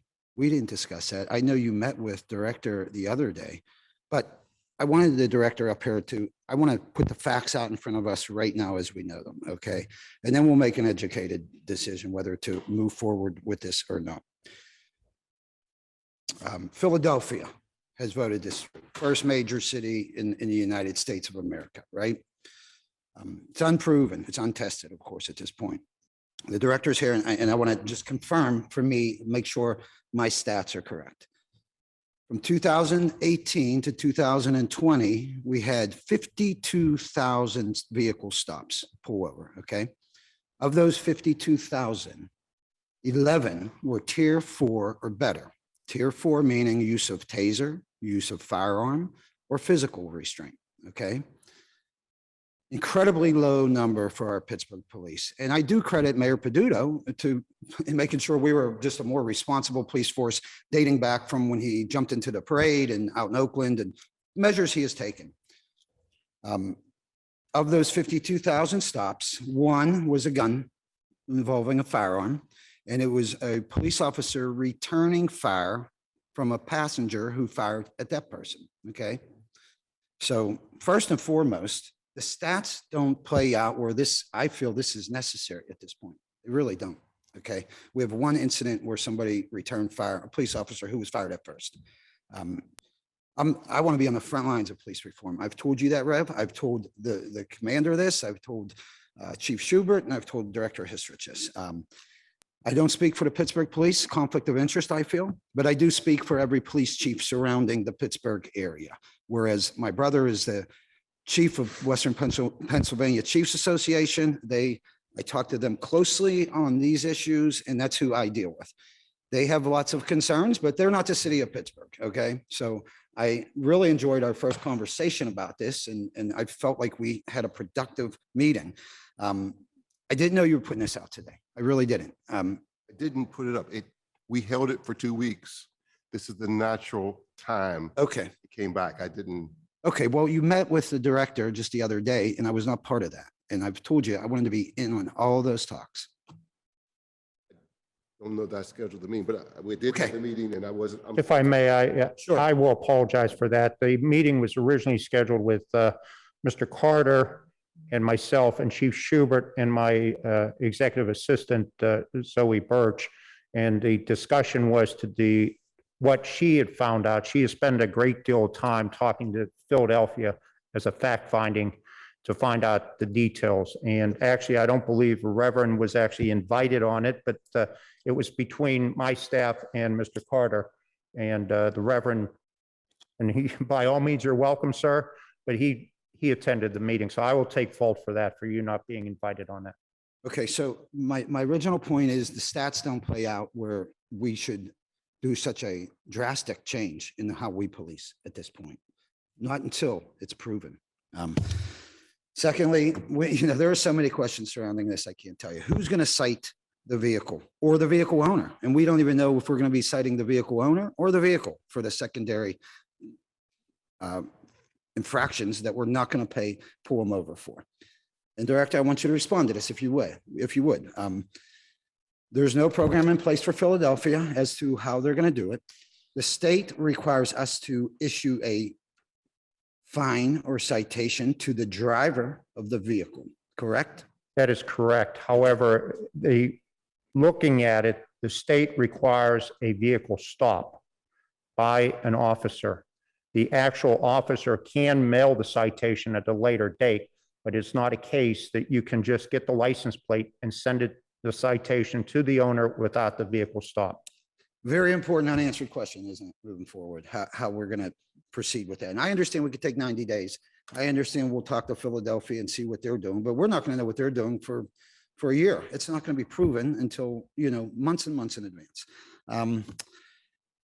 Safety, okay? Public safety, all right? If you can't afford to have your car inspected, which I've been in that position many times as a younger person, you're not going to do it. I'm not going to put $2,000 in my car if I have a tail light out, if I don't have the money, but I'm still going to use my car to go back and forth to work, especially when now we're not going to be pulled over for it. Just want to paint a scenario for you. Young person, burned out taillights, burned out headlights, call it a mess. Decides to jump out on the parkway. It's okay for that person to stay inside the city limits because he or she doesn't worry about being pulled over. But as we know, it's hard to stay in the city limits when you're driving, whether you're going to a job or whatever it might be. When you're driving and you decide to jump out on the parkway and you have only one tail light out, which means we're not going to, cite that person or pull that person over, but the other tail light burns out in the interim, okay? And you're doing 70 miles an hour down the parkway, a deer jumps out in front of you, your child is tailing behind this person, and smash, bang, somebody dies. And it dies because it's most importantly of all this, it's a safety. It's a safety issue, period. And that's what the Western Pennsylvania Chiefs Association are telling me as well. Do you agree with that, Director? That is possible.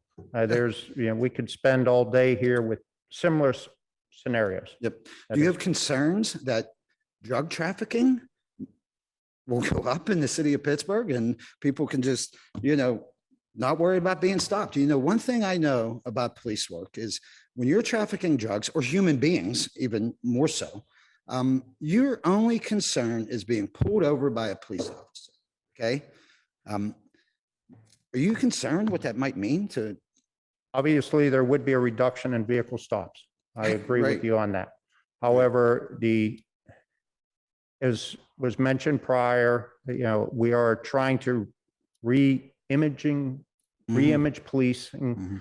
And I mean, I try, and I've tried for the last 6 years to compromise with council the best I can. And, we did meet very cordial meetings with Reverend Burgess and Mr. Carter and trying to come to a compromise to understand the concerns of Mr. Burgess's district of being, I don't want to say profiled, but pulled over for, minor infractions. Right. And, we have worked to try to compromise and, the numbers, there is not, from what I see currently, there is not a problem in the city of Pittsburgh. That's what the stats Currently. say, of course. 52,000 stops, one instance. And I where a can't firearm was speak, discharged. I do hear stories through OMI, they pass over my desk, that possibly an individual was basically pulled over for a traffic stop, a minor infraction, whether it be a tail light, headlight, or an expired inspection. And it did lead to an arrest and a verbal confrontation, or and sometimes a physical confrontation. Okay. So our goal was try to cut down on some of these stops. And in most cases, according to Chief Schubert and the command staff, if a vehicle is stopped and it's a tail light, 9 times out of 10, the officer says, hey, your tail light's burned out, get it fixed. Absolutely. And that's the However, there correct way. have been times where, as you mentioned, it does lead to further arrests of an individual. Yes. So, our goal is to try to compromise with council. We've been under the microscope for the last 2 years, and I understand both sides. And myself and the chief and the command staff, we are always trying to work with council and with the administration to make sure, on most cases, the public is safe and that it does not lead to any type of profiling situation. And no matter what you do, you're always going to have individuals that are upset that they were stopped and cited. And that is a problem that I don't have the answers, and that's why we rely on council and the administration to give guidance. We will do what, as long as it's legal, what we can. Whether or not this passes or not, we have already working with the police through training, and the new class, hopefully, which will occur next year, will receive additional training about being more sensitive to stopping. But at the same time, if this passes, it's going to take effect citywide. So whether it's taking effect in the Homewood area or your area, it would take effect throughout the city. Right. So I want to preface what I'm saying is I am all for police reform. I feel we need it in so many ways, starting with training, starting with who we're hiring, what constitutes them discharging their firearm or pulling it even out of their, their sheath. Okay. There are so many different ways and things to look at when it comes to police reform. So many things we can do.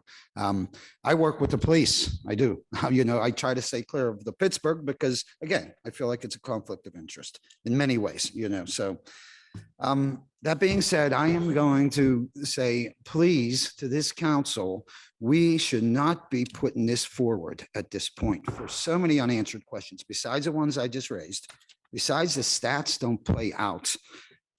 Most importantly, why would we not wait for the next mayor who ran on police reform to come in and say, hey, good thing, bad thing? Now, if Mayor Gainey comes in here and says, I want to look at this and I want to do it, then I will work with him. I will. And whether it plays out that way, fine.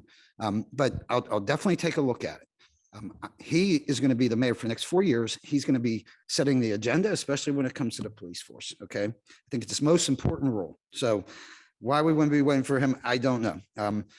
Philadelphia, and why won't we just wait to see if it pans out in Philadelphia and what they do and how it is successful or not. One small difference, Philadelphia is a city and county, okay? Our county bills send citations out, all right? We haven't even thought about that, I'm sure, as to how are we going to cite people? Is the county going to pay for it? Is the city going to pay for it? In Philadelphia, it's one of the same, so it's not an issue. I've got about 1,000 more questions on this before we would implicate such a drastic change in how we operate. But certainly, when it comes to police reform, I want to be on the forefront of it. I want to be in discussions with it. I discuss it with professionals all the time. I feel that there are so many things that could be done, but this is not one of them at this point in time. That's it. Thank you. Thank you. Council President Smith. I thought that there was I'm sorry. Councilman Kraus. Yeah, Councilman Cross was next. I apologize. No, Councilman you're Kraus, fine. Thank you. Smith, and Councilman Wilson. Director, you can sit. I don't need you standing there. Thank you very much. And thank you for always for your professionalism. I would ask the sponsor of the amendment there. This might be a typo. Councilman Coghill is actually listed as a sponsor of this bill on our sheet here. You might want to take that off. Yeah, and in terms of the amendment, if members are willing, Council Member Strasburger, Wilson, and Kraus, could we be added to the amendment if you are willing to be so as well? And then I'd like to talk about the summer of 2020 after the murder of George Floyd and the discussion, not just locally, but globally, was a call to action for how we police. What does that look like? And I spent 17 weeks on Monday mornings at 10 o'clock with Black leadership from Hilltop Neighborhoods to discuss what we believe needed to be policing reform, policing. And number one, no matter what, in whoever we invited, and we invited many people, and the director was one of the people, the chief was one of the people that attended with us, the mayor, many people. Number one, no matter what, the first topic of conversation is we don't want to go anywhere near defund police. That is not even on the table. It is not open for discussion. We won't have it. Number two was the topic of policing versus protect and serve. And that leadership in the Hilltop neighborhoods that I represent, and I fully concur and believe and stand with them, that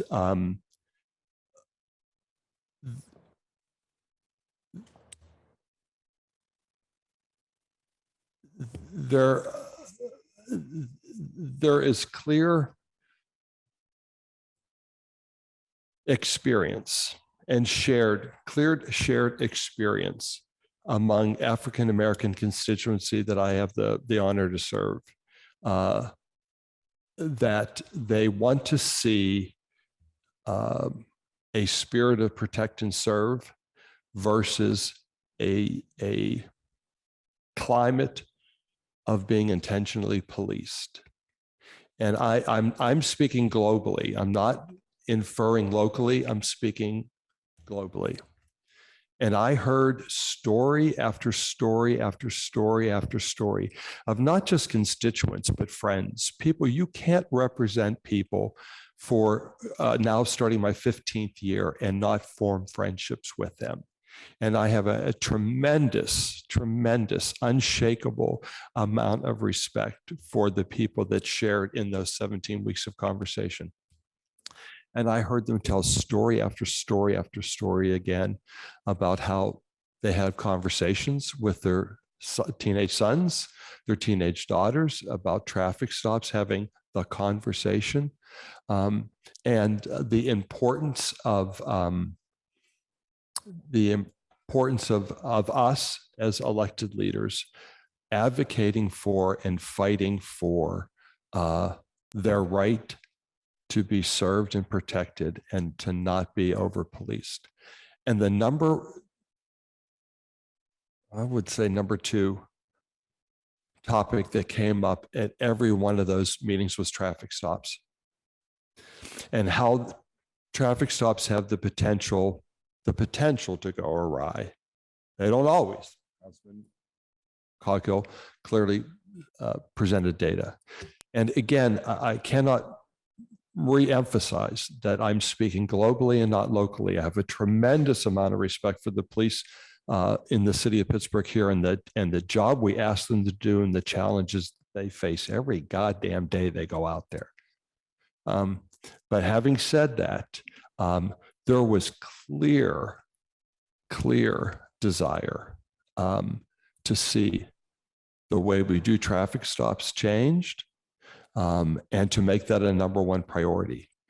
And when the councilman put this on the table, I hadn't even read it. I'm embarrassed to say, but I hadn't.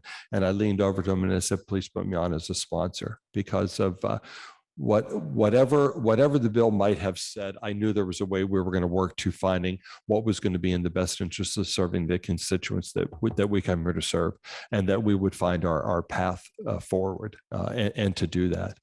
I'm unshakable in my support of this piece of legislation. I'm unshakable in my support of the men and women in leadership within our police department that we challenge to do this very difficult job every single day they go out there. And I am unshakable in my support of the African-American constituency that I represent, the friendships that I have built over the years, and what I believe to be my duty to support this piece of legislation in a deep and abiding honor and respect for them. And those are my comments. Thank you. Councilman. Thank you. So I want to thank everyone for working on this. And this is not an easy subject. I mean, we have a lot of support and a lot of faith in our local police department, but we also love our African-American community, and we know that there are issues, whether we want to pretend that there aren't or not. We know that there are some issues, and we definitely want to make sure we're addressing those. I'll probably abstain today because I think we need to address some significant issues. I'd like to also talk to the police off camera. I'd like to talk to our officers that are actually on the street doing the job. I'd like to talk to my African-American constituency that might feel differently, because they often do feel differently than what we say here at the table. But I also like to talk to my residents in general. I mean, I want to know how they want me to vote on this. But I will say that I do believe Mayor-elect Haney ran on reimaging the police, and I think he did come out publicly in support of this. Bill, am I wrong? His transition team is quoted in the paper of saying they support the legislation. Okay, so I don't think you're doing anything, contrary to what he's supportive of. But I would like things like quarterly reports to see how this is affecting crime in the community. I'd like some kind of reporting mechanism back in place. And I know you do a lot of reports, Director. You're great with the paperwork and all those sorts of things. And the chief is amazing with, a lot of the things he does too. But I'd like to know, to make sure that we're not having a negative effect on the community in general because of this. But I do think right now it is having a negative effect on the community by the feeling that the community is being over policed.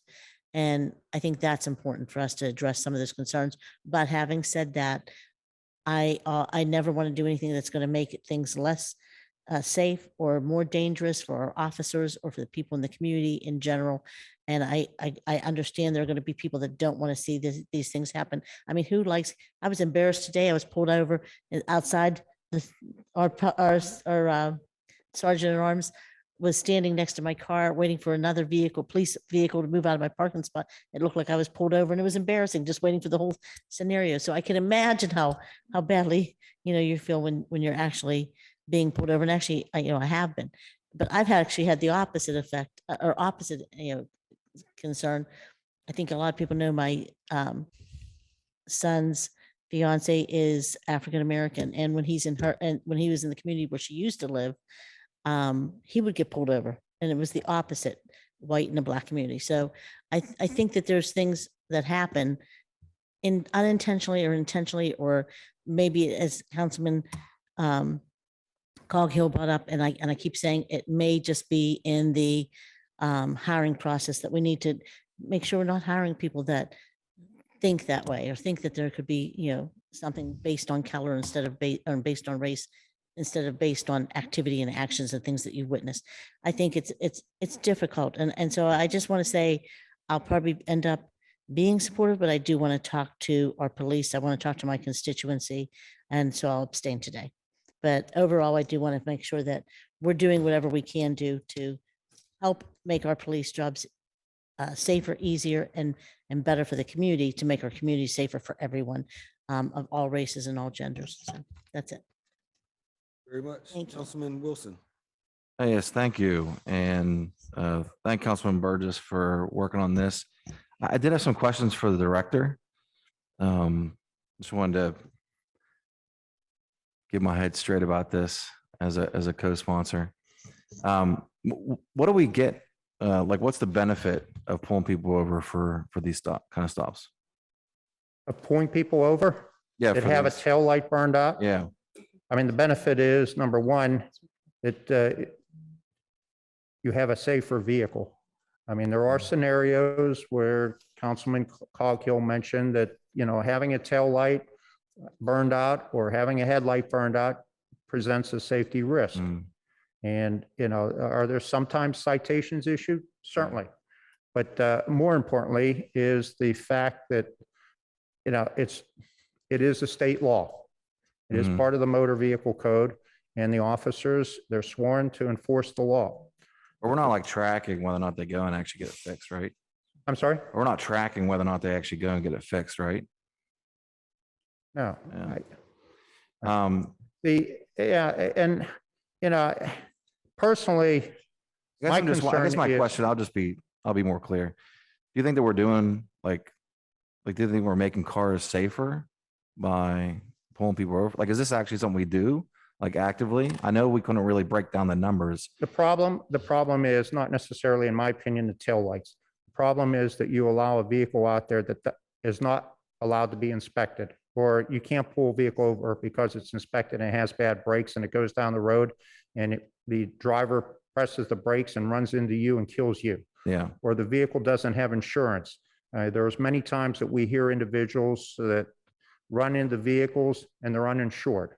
So those are the serious concerns that I have, is vehicles uninsured and not having appropriate brakes, not having a horn working, not having, headlights at all. Those are serious concerns to me that, But they can't have headlights at all. They just one out, right?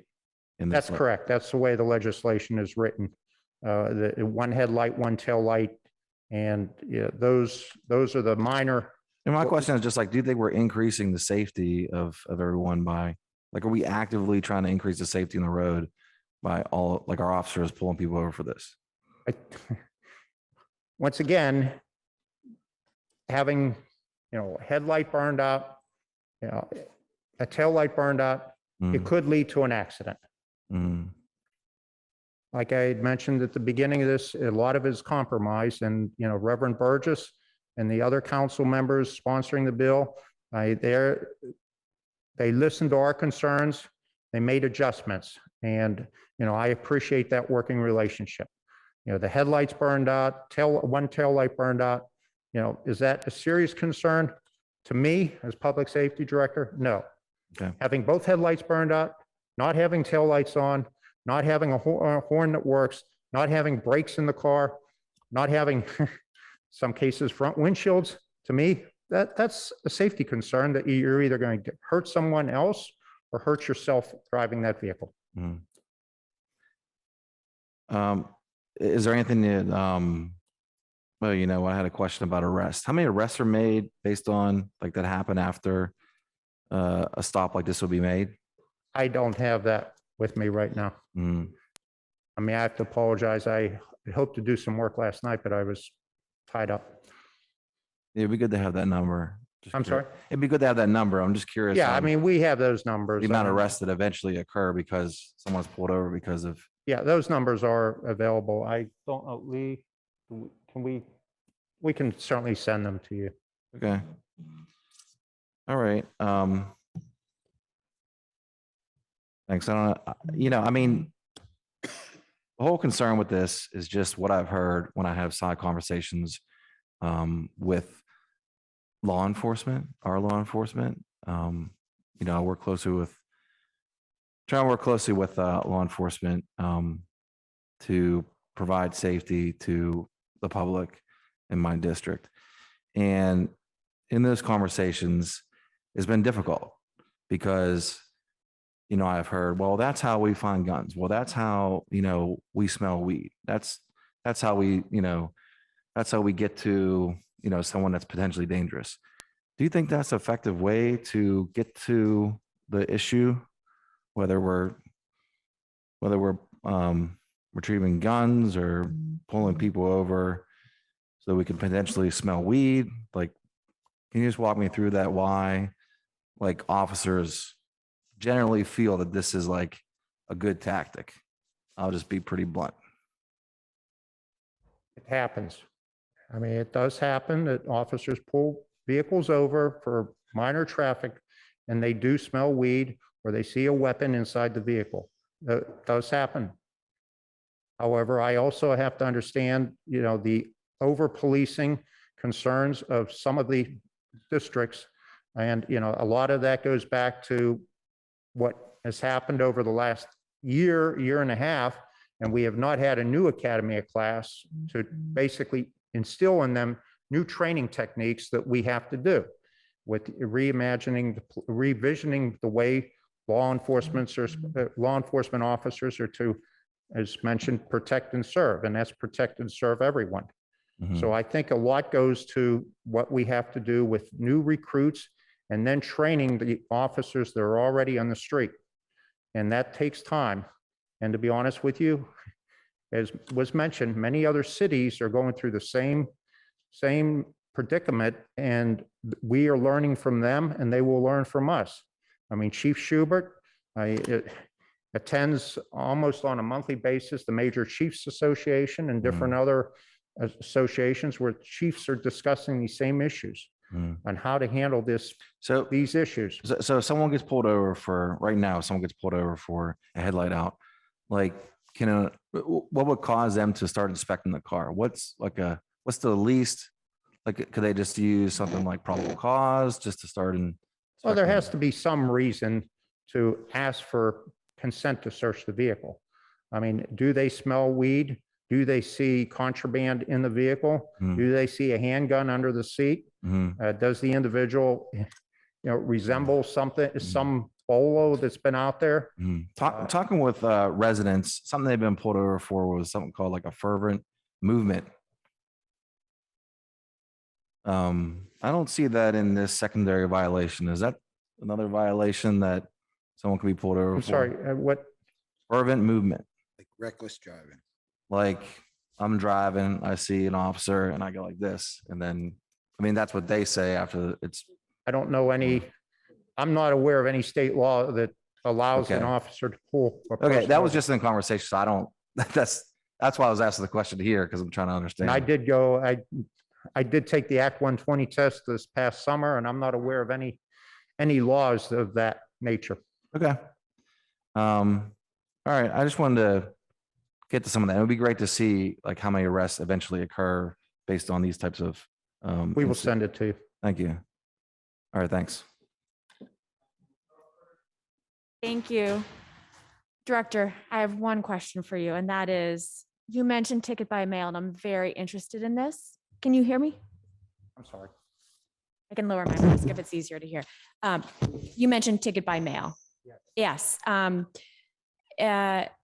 we can send a ticket by mail, but we can't say, we don't have the power to use, say, a license plate reader and automatically send them a citation by mail. So can you differentiate between what we're currently doing and what we could potentially do? I mean, the license plate, Easy Pass, for instance, I mean, they send you're told if you don't have, or if you don't have an easy pass, they take a picture of your license plate and they send you the bill by mail. We don't have the capability on a moving violation to be able to send a ticket by mail without stopping the individual, identifying who the driver is. You may loan your car to a friend or a neighbor, and it's up to them to make sure the car operates appropriately. So when they get pulled over, they're driving the vehicle and they're responsible for a moving violation. So, and that is the way the state law reads. And we have encouraged, and I believe Chief Schubert and other chiefs have encouraged legislation to change that law and allow us to be able to send tickets by mail for those type of violations. But that is yet to happen. Thank you. Now, that's the only question I have for you. I'm just going to sort of go on from there, because if I had my druthers, seems like a compromise to me, because if I had my druthers, we would be significantly curtailing the amount of personal stops, or in-person stops, that if we had the authority to do so, the majority of tickets for moving violations or anything associated with that would be done automatically through a camera, through a red light camera, through a speed camera, through LiDAR guns to measure speed. And it would just be a citation to the mail. That would be my strong preference. I know that many activist advocacy groups have been asking for the same thing. And it would get to a number of concerns, one of which is the person-to-person interaction that could go bad, which is dangerous for the driver, but also dangerous for the police officer, and could actually start to help to enforce our rules of the road, to get more people to actually stop at stop signs, red lights, and actually go the speed. Councilman Coghill, I have the utmost respect for you and your knowledge in this area. And I really appreciate what you bring to the table. And as a co-sponsor of this bill, which I'm happy to be, I have great respect for Reverend Burgess and for bringing this forward and for allowing us to have this long drawn out conversation today. I would be more than happy to help to be part of the table, the conversation, help answer these questions that remain. No bill is going to be perfect when we first try something new. Even Philadelphia doesn't have all the answers yet. But let's seek them. I've been part of a conversation with the prime sponsor from Philadelphia, Councilmember Isaiah Thomas, as others around this table have as well over the last couple of years. And he really put a lot of time and thought into this. So I know that he has some answers as well. But we'll have to kind of iterate and make sure that this is the right, it's doing what it's intending to do.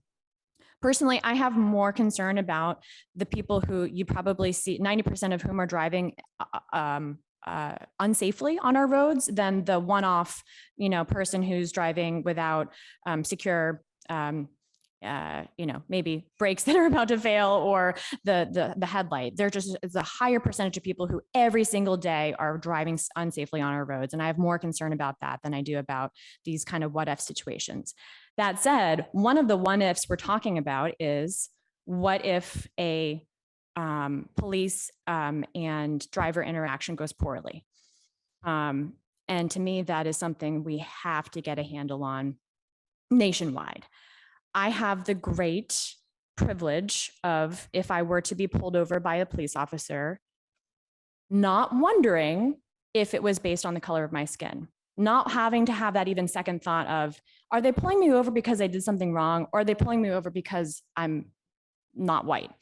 I don't have to worry about that on a daily basis. And for the 52,000, or I don't even want to talk about actually numbers here, but for the number of stops that have been made over a period of time, how many of those people who were Black or brown walked away from that wondering if that was because of the color of their skin?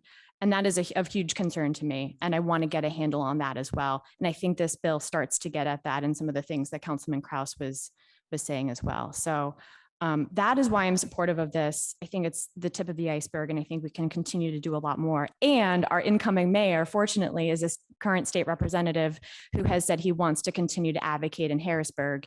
And I want to be there with him to advocate for some of these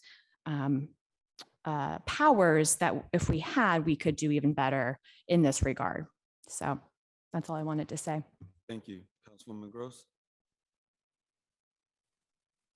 Thank you. Everyone has made some really great points, and I think we're down to just having to decide, kind of like many things we do at this table in a type 1 and type 2 error. Do we lean too far in this direction or lean too far in the other direction? So, in wanting to, I think, pull back on the in-person traffic stops, I'm in favor of this approach, right? That we really start by trying this. And I want to bring up a reason that we've talked about it in different contexts at this table, and certainly in the public conversation that we haven't mentioned today, which is not the 52,000 actual traffic stops, but let's talk about the negative impact on our citizens in the dollar amounts. So these stops result in fines. And as was mentioned here at the table, fines that are issued by the county. From what I'm learning from our looking at equity and justice in our criminal justice system, things compound and exacerbate after our rules have been broken, right? And we're setting these rules. But they can spin off into ways that are negatively affecting our citizens. This is a report from Public Source of a resident from Elliott in the West End. She knows what it's like to feel trapped by fines and fees. She sat in the back of Pittsburgh Municipal Traffic Court on a January morning, waiting nervously for her name to be called. Even though she's been to court every month or so for the last year, either to make a payment or plead for more time, it still made her uneasy. Brown is chipping away at the debt she owes for 8 parking tickets and 2 moving violations, driving with an expired inspection certificate, and driving without insurance, all from more than a decade ago. She still now owes about $1,600. She's already paid roughly $400. And at least she's not sitting in the county jail. These kinds of violations, after, they seem reasonable here at the table, but the way that they compound and exacerbate and exist in people's real lives that are our residents, is what we're not seeing here in this language that is very real. And it's that I think where we've erred too far, right? And so they seem like reasonable, to some reasonable reasons to stop. And certainly there could be terrible things if we're not stopping. But we have to weigh that against basically doing thousands and thousands of citations that are creating hardship for not just single residents, but entire households, right? And once you can't pay your fines and there's a court order for your arrest, then you wind up in the county jail. And we know that 100% of the people sitting in county jail have actually not been to court. And so that they are then out of a job, and then there's a lack of household income, and they may lose their child custody. And so what we're not seeing here in this language are the way our rules are really existing in the real world and the ramifications. So I'm supportive of these amendments today. I do hear the cautionary statements. I'm grateful for Councilman Coghill to drawing our attention to them. And I think all of us are willing to keep our eyes on this. So we don't want to err too far in one direction or the other. But it seems to me that our pendulum now is creating too much of a burden. And it's okay to bring it back a little bit to the center. So thank you. That's all I have, Mr. Chair. Thank you. Before going to the second round, Director, I do have a question. What statistics do we currently keep on traffic stops? As far as what, we do have how many traffic stops occur. We obviously have it broken down to the tiers where it escalates to, tier 4, tier 3, tier 2, tier 1. I don't know that it gets as specific as to what, if they were pulled over for a faulty headlight, that I don't know. We can certainly, and once again, we, through Councilman O'Connor, we are going to have to provide you more detailed information in the future. And we are working with a new records management system that will allow us to basically dive into the future and answer the questions that have been posed, by council today. What specific are you looking for, sir? No, you answered my question. Thank you. Do we also keep statistics on race?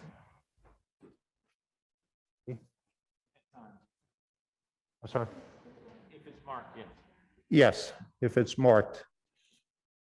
Okay. Yeah.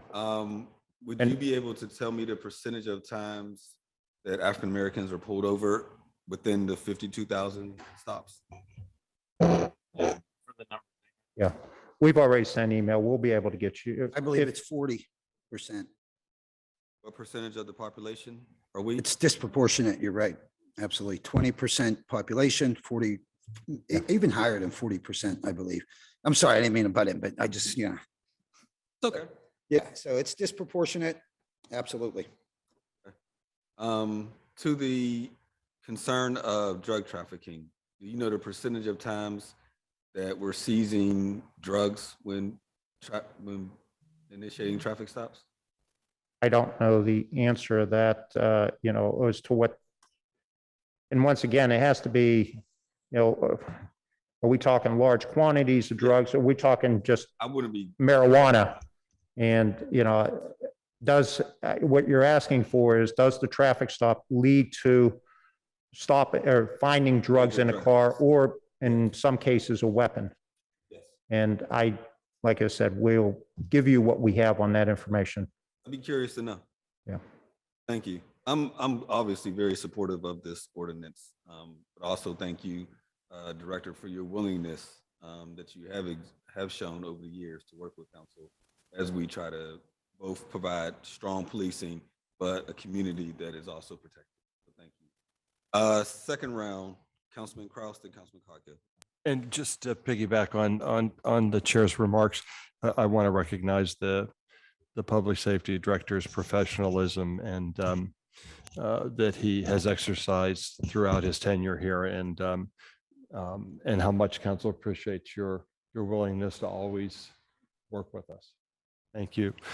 I would just like to offer up one last thing in the context of this conversation, and that is the opportunity for de-escalation without physical contact, if you will. It does provide the opportunity for de-escalation and for not allowing something to go awry.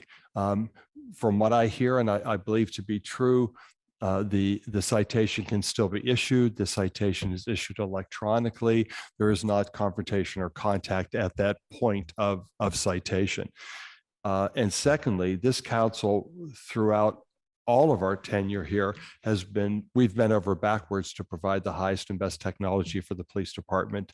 I think we were one of the first or second in the nation to provide cameras for our departments. I think we're in the fourth iteration of cameras in terms of every time technology increases, the council is willing to support. And there's no reason in the world why we cannot, if it comes to us from public safety department, that funding for technology to assist in these kinds of de-escalations and still be able to provide for the safety of vehicles on the street and for citations to be issued as appropriate. This council is clearly going to provide funding and support for that. So I felt it was important to put on the table the opportunity to de-escalate a situation. And God knows if we have not learned in the summer of 2020 how badly awry confrontation at that point of contact can escalate. So with that, of course, I'm fully supported, and I hope we'll take the vote. Thank you, Councilman Coghill. I just want to tell you a quick little incident that happened. I don't hold me to the state and I'm not quite sure of all the facts, but there was a woman who was in a domestic dispute, was put into her trunk by her husband, was going down the highway. God knows what his plans were. She pulled the wiring out from the trunk. Police saw the car without taillights, was pulled over and saved her life. Okay, for that, her quick thinking to pull those wires. Okay, just a little anecdote, but I want to talk about real police reform. Okay, at this table, too many questions right now. I'm not saying this is not the right thing to do or is the right thing to do. There are just too many unanswered questions that I don't think we can solve in 3 months. I think, we wait certainly for the next mayor to come in. But Director, if you step up here one more time, please. Now, in my experience, and this is talking to police officers and police chiefs around the area, where a real problem begins, and this is police reform, I feel is helpful, okay? When somebody is pulled over for a traffic violation, and if they have a warrant out for their arrest, whether it's not paying childcare, whether it's traffic citations that they didn't pay, this is where things escalate. And we saw it play out in Georgia. I don't know if you remember, I can't remember the gentleman's name. He was pulled over. Was a perfect gentleman, handled the situation perfect. Yes, sir. No, sir. Everything was fine until that officer found out he had a warrant out for his arrest. Okay. I know personally, police chiefs around our surrounding area, when Allegheny County has a warrant out for somebody's arrest, they don't want to go through the process. They don't want to have to, but they have to, right? Yes, sir. You're then obliged. You are by law to take this person into custody, correct? Yes, sir. So you want to talk real police reform? It's starting there, okay? Things escalate when people get desperate. People get desperate when they have a warrant out for their arrest. And when they know that they're not going home and seeing their children that night, that's when things escalate. Very seldomly.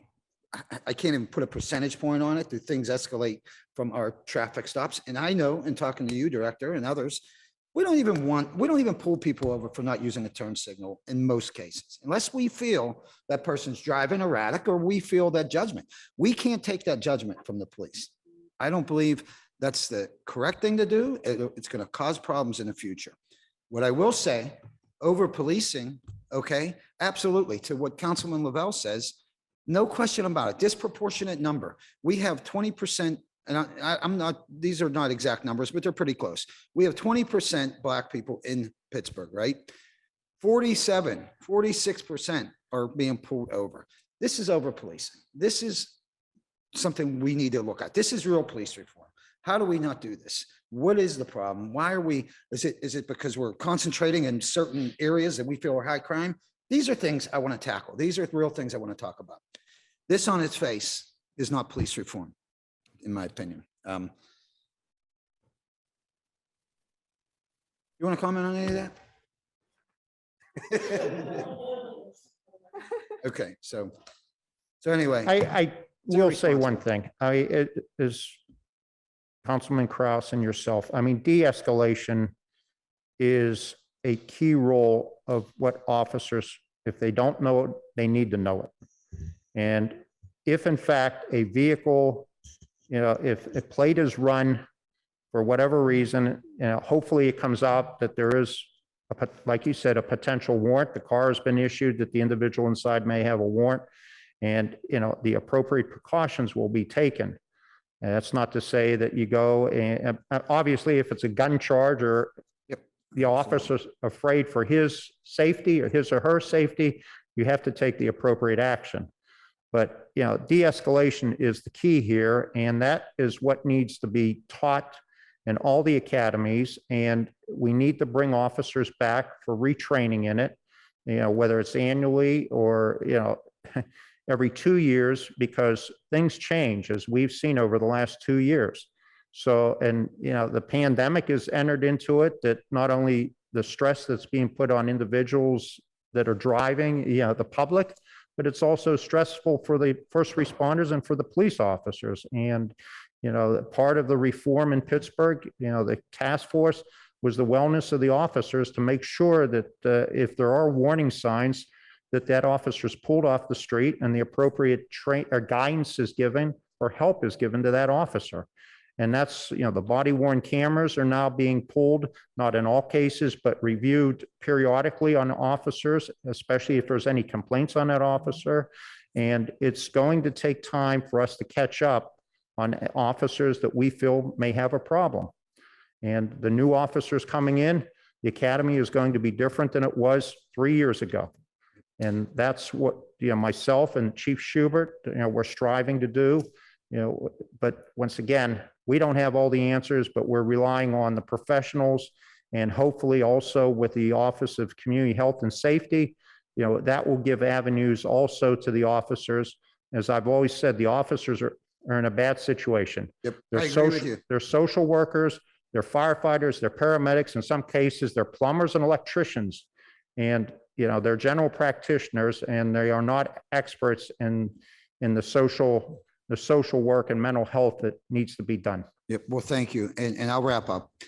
I'm not saying this is not the right thing or the right thing to do. I'm saying it needs to be looked at. We need to think about it. We don't to put this in our public safety director's hands, and now he has to make these adjustments moving forward. This is not the time. There's too many unanswered questions. I would support it in the future if we can answer these questions, but right now we don't have the answers to too many questions. So with that, that's it for me. Thanks. Thank you. We have Councilman Wilson. I just want to ask the question. There's a lot of people keep saying that the support of public safety, the support of the public safety director, Director Hisrich. I just want to ask you directly, are you in support of this legislation? Like, what does that mean? I'm also going to ask the same question to Chief Schubert. Let him go for it now. Yeah, go ahead. You're in person. Not to put you on the spot or anything, but I've we said there loosely needs- say that at the table sometimes, and it doesn't really. Doesn't always pan out to be that. It is putting me on a spot.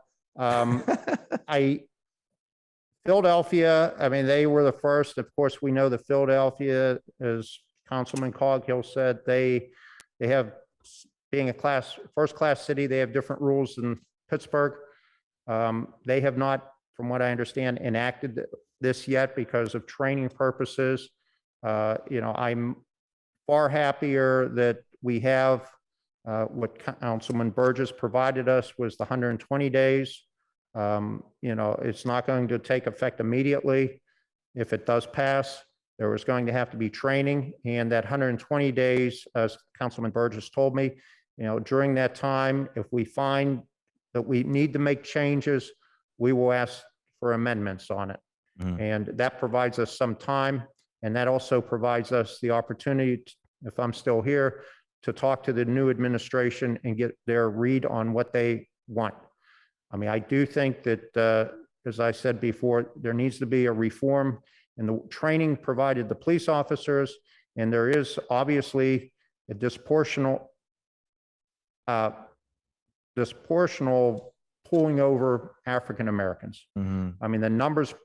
The numbers indicate that. And I think the numbers may even be somewhat higher, right? That it may be more than 40%, and African Americans make up 24, 25%.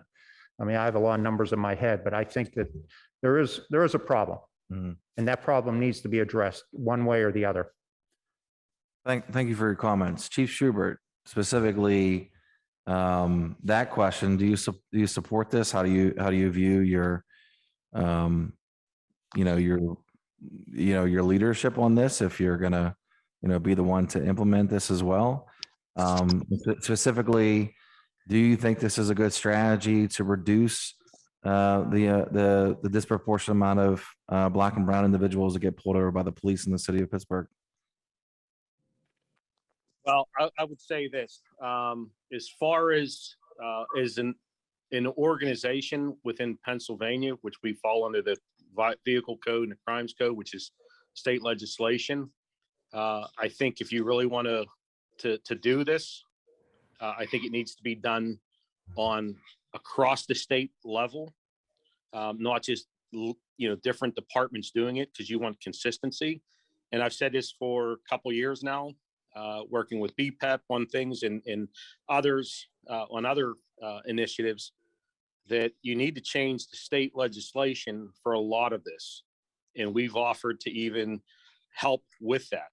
But, you know, in the city of Pittsburgh, we're a police department, but you've got countless other police agencies that are also in the city of Pittsburgh that do traffic stops and other interactions with the public. So for consistency across the state, I think you really need to change the law at that level, change what you want as being able to pull a car over or not pull a car over, or anything, any crimes code violation, anything like that. So that's where I stand on that. I think you really need to do it on that level. I think it makes it fairer for everybody. I think it gives clear guidance to law enforcement, because we can do one thing and another agency is going to be in our jurisdiction doing completely separate. And I don't think that builds relationships with the community by not having fairness on that level as well. As the director said, you know, when we get legislative changes, you know, it's our responsibility and our positions to implement those in the department. I think we will continue to look. I mean, I heard some of the questions about from Councilman Lavelle and others on different things. We're very good at data collection. So just about everything that was mentioned, we can drill down and find out that information and what's going on. As it relates to disparity, we keep these numbers. We show these numbers. I mean, we've collected the race, gender of people for 20 some years, from going back to the original consent decree when we did the APRS system, collecting all that information. We were probably one of a few, if not the only one, collecting all that information over the years. We put all this stuff in our annual report, which was legislatively put in place by council years ago. We actually put more in those reports so you can see it. So we understand that there's a disparity. We see it. We're trying to figure out why it's occurring. Everybody sees it. We were in front of Center for Policing Equity, and they did a review and came back with the numbers as well. And data is great because you can get those numbers, but we need to know why. And thankfully, just recently, through the hard work of the Institute of Politics at Pitt and the city of Pittsburgh, the mayor's office, and public safety and Pittsburgh Police, working with the Attorney General's on the Korea on what we can share and can't share. We've been going back for months. We finally got positive results where we can do that, because that study that RAND and RTI are doing for the Institute of Politics will start to help us understand not just the numbers, but why is it occurring? So we can look at policy, so we can look at training and see what needs to be changed on that. And hopefully that's something that would carry through the state, because we have to, everything that's done, it's got to be through the state. You've got to have that consistency with agencies, because there's right now Allegheny County, 110 police agencies, 130 municipalities, but there's about 110 police agencies. All could be different on different aspects of that. So we continue to try to do everything we can to make it a safer city for everybody and a more equitable place for everybody. And that's what we're going to continue to do. Thank you, Chief. I just want to give you that opportunity to speak about it. Yeah, and I apologize. I missed quite a bit of this. There was a crash downtown with a pedestrian. Thankfully, she's okay. But I was only a block away, so I was out on that. Thank you, Chief. President Smith? I just want to register an abstention for all the remaining bills. I have to go do a ribbon cutting with Mayor Peduto in Chartier City. But I just want to, real briefly, I'm just going to say that I think that we all see both sides of this, and I think it's just difficult getting to a place where we all feel comfortable. We want our police officers to be safe. We want our communities to be safe. And yet we know that there's some struggles and some challenges, and looking forward to working with the director and chief and the new incoming administration on whatever we can do. But I'll probably likely vote in the affirmative next week, but I do want to put some reporting mechanisms in place that I feel more comfortable with. Thank you. Thank you, Councilman Kraus. Yeah, just briefly to end the conversation, to take it to a vote. This council, in reference to the remarks that the chief just made, this council has a very rich and honorable history in tackling these kinds of extremely difficult decisions on a local level and taking a leadership role and that eventually, in many incidences, does change approach on a much larger scale, but it is because we had the courage and the tenacity and the integrity to attack it on a local level and take a stand and be counted. And that's what we're doing on this bill, I believe, as well, too, like we've done on many other, including straw purchases. Councilman, how first year I think we were here, we started with straw purchase, and the rest is history. Yeah. So thank you. Thank you. Lastly, I'll simply say to Chief Schubert's point, what's going to be interesting, and I think what could potentially be very helpful to our city, is we have two legislators coming into the administration, our mayor and Representative Jay Wheatley. And I think what they're going to discover, to Chief Schubert's point, is many of the issues they want to address actually have to be addressed in Harrisburg. And I think one of their potential greatest legacies would be working with council, whereby we actually, because they have those relationships, obviously, whereby we could work with them to go to Harrisburg to get necessary reforms that affect our budgets, that affect our policing and many other things. So I look forward to that opportunity to work with them in that sort of a manner to address the sort of issues that Chief Schubert just mentioned.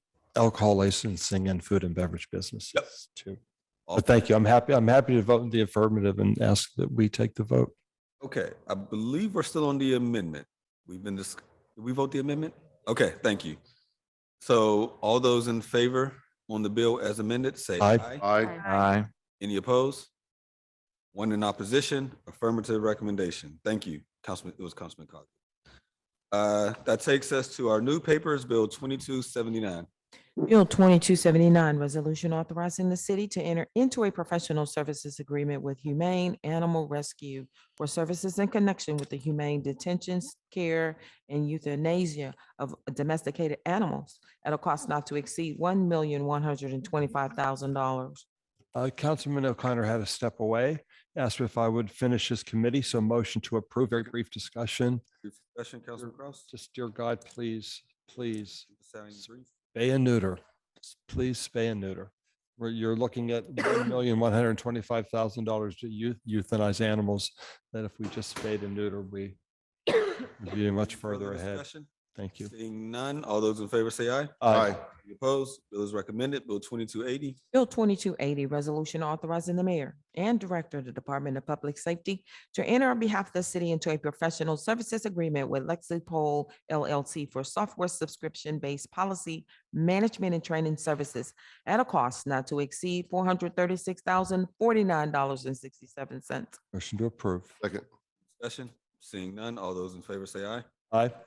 Opposed? Bill is recommended. Bill 2281. Bill 2281, resolution authorizing the mayor and director of the Department of Public Safety to enter into a data use agreement with the Center for Police Research and Policy housed within the University of Cincinnati to engage in a process and outcome evaluation of training and technical assistance as part of the academic training to inform police responses initiative. Agreement shall be at no cost to the city. Motion to approve. Second. Any discussion? One quick thing. Councilman Kraus? Burgess, excuse me. I'm certainly supportive and just want to note that, University of Cincinnati has been one of the leading universities in the country for various elements of police community relationships, police community, and that our original model was based in part out of Cincinnati's model. And so I'm glad to see us still having that ongoing relationship with the University of Cincinnati, because they've been at this work for a very long time. Thank you. Any further discussion? Seeing none, all those in favor say aye. Aye. Aye.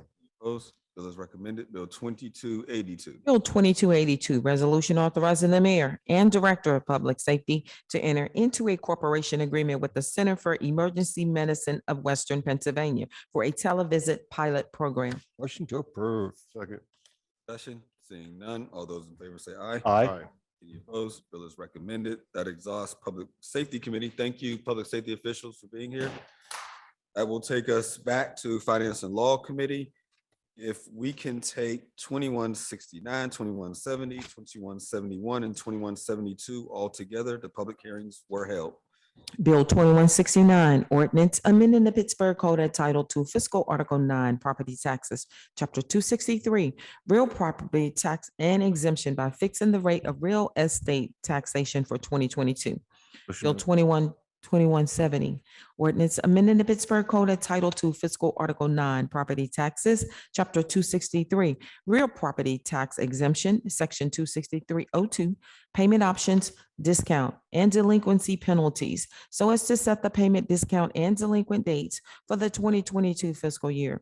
Bill number 2171, ordinance amending the Pittsburgh Code entitled to Fiscal Article 7, Business-Related Taxes, Chapter 246, Home Rule Tax, Section 24603, Declaration and Payment of Taxes, subsection D, so as to fix the rate of interest on delinquent home rule tax for the year 2022. Bill number 2172, ordinance amending the Pittsburgh Code entitled to Fiscal Article 7, Business-Related Taxes, Chapter 245, Earned Income Tax, Section 24503, Declaration and Payment of Tax, at subsection D, so as to fix the rate of interest on delinquent earned income tax for the year 2022. Motion to approve. Second, brief discussion. Councilman, did you chair the tax participation hearing this year? No, Councilman Burgess actually did. Councilman, do you know, did food advocacy groups come? Did the director of the food bank, why am I blanking? I'm Yes, embarrassed. they all came. Yeah, these scales, they came. Do you know if we made provision like we have always in the past for like a $250,000 allocation to food bank? I don't know. It's in the capital budget usually. I didn't look. They didn't ask for anything, so I'm assuming it was there because they didn't ask us to put anything in the budget. I'll check with Budget Director Urbanek. Okay, thanks. Appreciate it. Any further discussion? Seeing none, all those in favor say aye. Aye. Aye. Opposed, all four bills are affirmative recommendation. New papers, Bill 2268. Bill 2268, ordinance amending City Code Section 177A to include certain definitions as they pertain to the scope of review of the Equal Opportunity Review Commission. Motion to approve. Second. Discussion? Seeing none, all those in favor say aye. Aye. Opposed, bill is recommended. Bill 2269. Bill 2269, resolution amending resolution number 601, which authorized the mayor and the chief equity officer to enter into an agreement with the American Association of University Women in order to conduct a Work Smart training program as part of a pay equity initiative designed to reduce the gender pay gap in Pittsburgh, and further providing for the expenditures under the term of said agreement not to exceed $39,959. Motion approved. Second. Seeing none, all those in favor say aye. Aye. Opposed, bill is recommended. Bill 2270. Bill 2270, resolution authorizing the issuing of a warrant in favor of Brian Dugan in the amount of $3,345.34 in settlement of a claim for a damage to a stopped vehicle from a city EMS vehicle on April 24th, 2020. Second. Discussion? Seeing none, all those in favor say aye. Aye. Any opposed, bill is recommended. May we read 2271, 72, and 73 together? They need executive session. Bill 2271, resolution authorizing the issuing of a warrant of two warrants in favor of Plavchak Construction Company totaling $30,349.98 payable from the Department of Law in final settlement related to litigation in the Court of Common Pleas. Bill number 2272, resolution authorizing the issuing of two warrants in favor of Plavchak Construction Company totaling $56,391.01 payable from the Department of Law in final settlement in the Court of Common Pleas of Allegheny County. Bill number 2273, resolution authorizing the issuing of two warrants in favor of Plavchak Construction Company totaling $30,136.76 payable from the Department of Law in the final settlement related to the Court of Common Pleas in Allegheny County. Motion to hold for executive session, all three bills. Second. All those in favor say aye. Aye. Any opposed, All bills will be scheduled for an executive session. Bill 2274. Bill 2274, resolution to authorize and direct the incurring of non-electoral debt through the issuing of a series of general obligation bonds of the city in the maximum aggregate principal, $64,655,000. Motion to approve. A second. Brief conversation, just briefly. I was honored when I was finance chair with Councilman Cross as president. I think it was then, it may have been when President Harris was president, when I was finance chair, then maybe it was when Darlene was president. But we started this agreement of how we would issue debt. And along with Councilwoman Rudiak, we introduced legislation.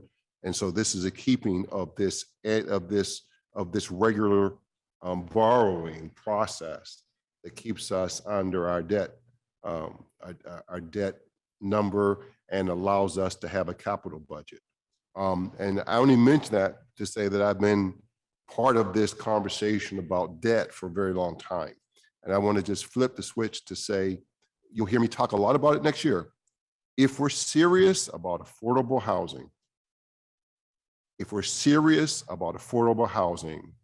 despite the language of that, there is only one way to increase it. You have to increase the funding. We do not have the existing funding streams. And the only way that I know to do that, having looked at this for 15 years, there may be another way, but the only way I've seen across the country, there's only two other things you can do. One is to get private banks to put money, to prioritize money for affordable housing in some kind of fund. I have legislation which I'll reintroduce that talks about that. And then on the right side, the municipality itself takes out some bond, whether that bond is multi-year. Some have done, hundreds of millions, 500 million for it around the country, but a minimum of $100 million to $180 million would be about the right number that would give us an opportunity to jumpstart affordable housing, because then we would not be dependent upon simply putting those dollars into 4% and 9% LIHTC deals, which are almost always going to be in African-American communities. But then we can start putting money into market rate development that are in many of our districts and carve out, as Giant Eagle did, we can start carving out now affordable housing units in market rate development. Because imagine if we had 10% of affordable housing in every development in the city of Pittsburgh, you would quickly be able to catch up with that gap.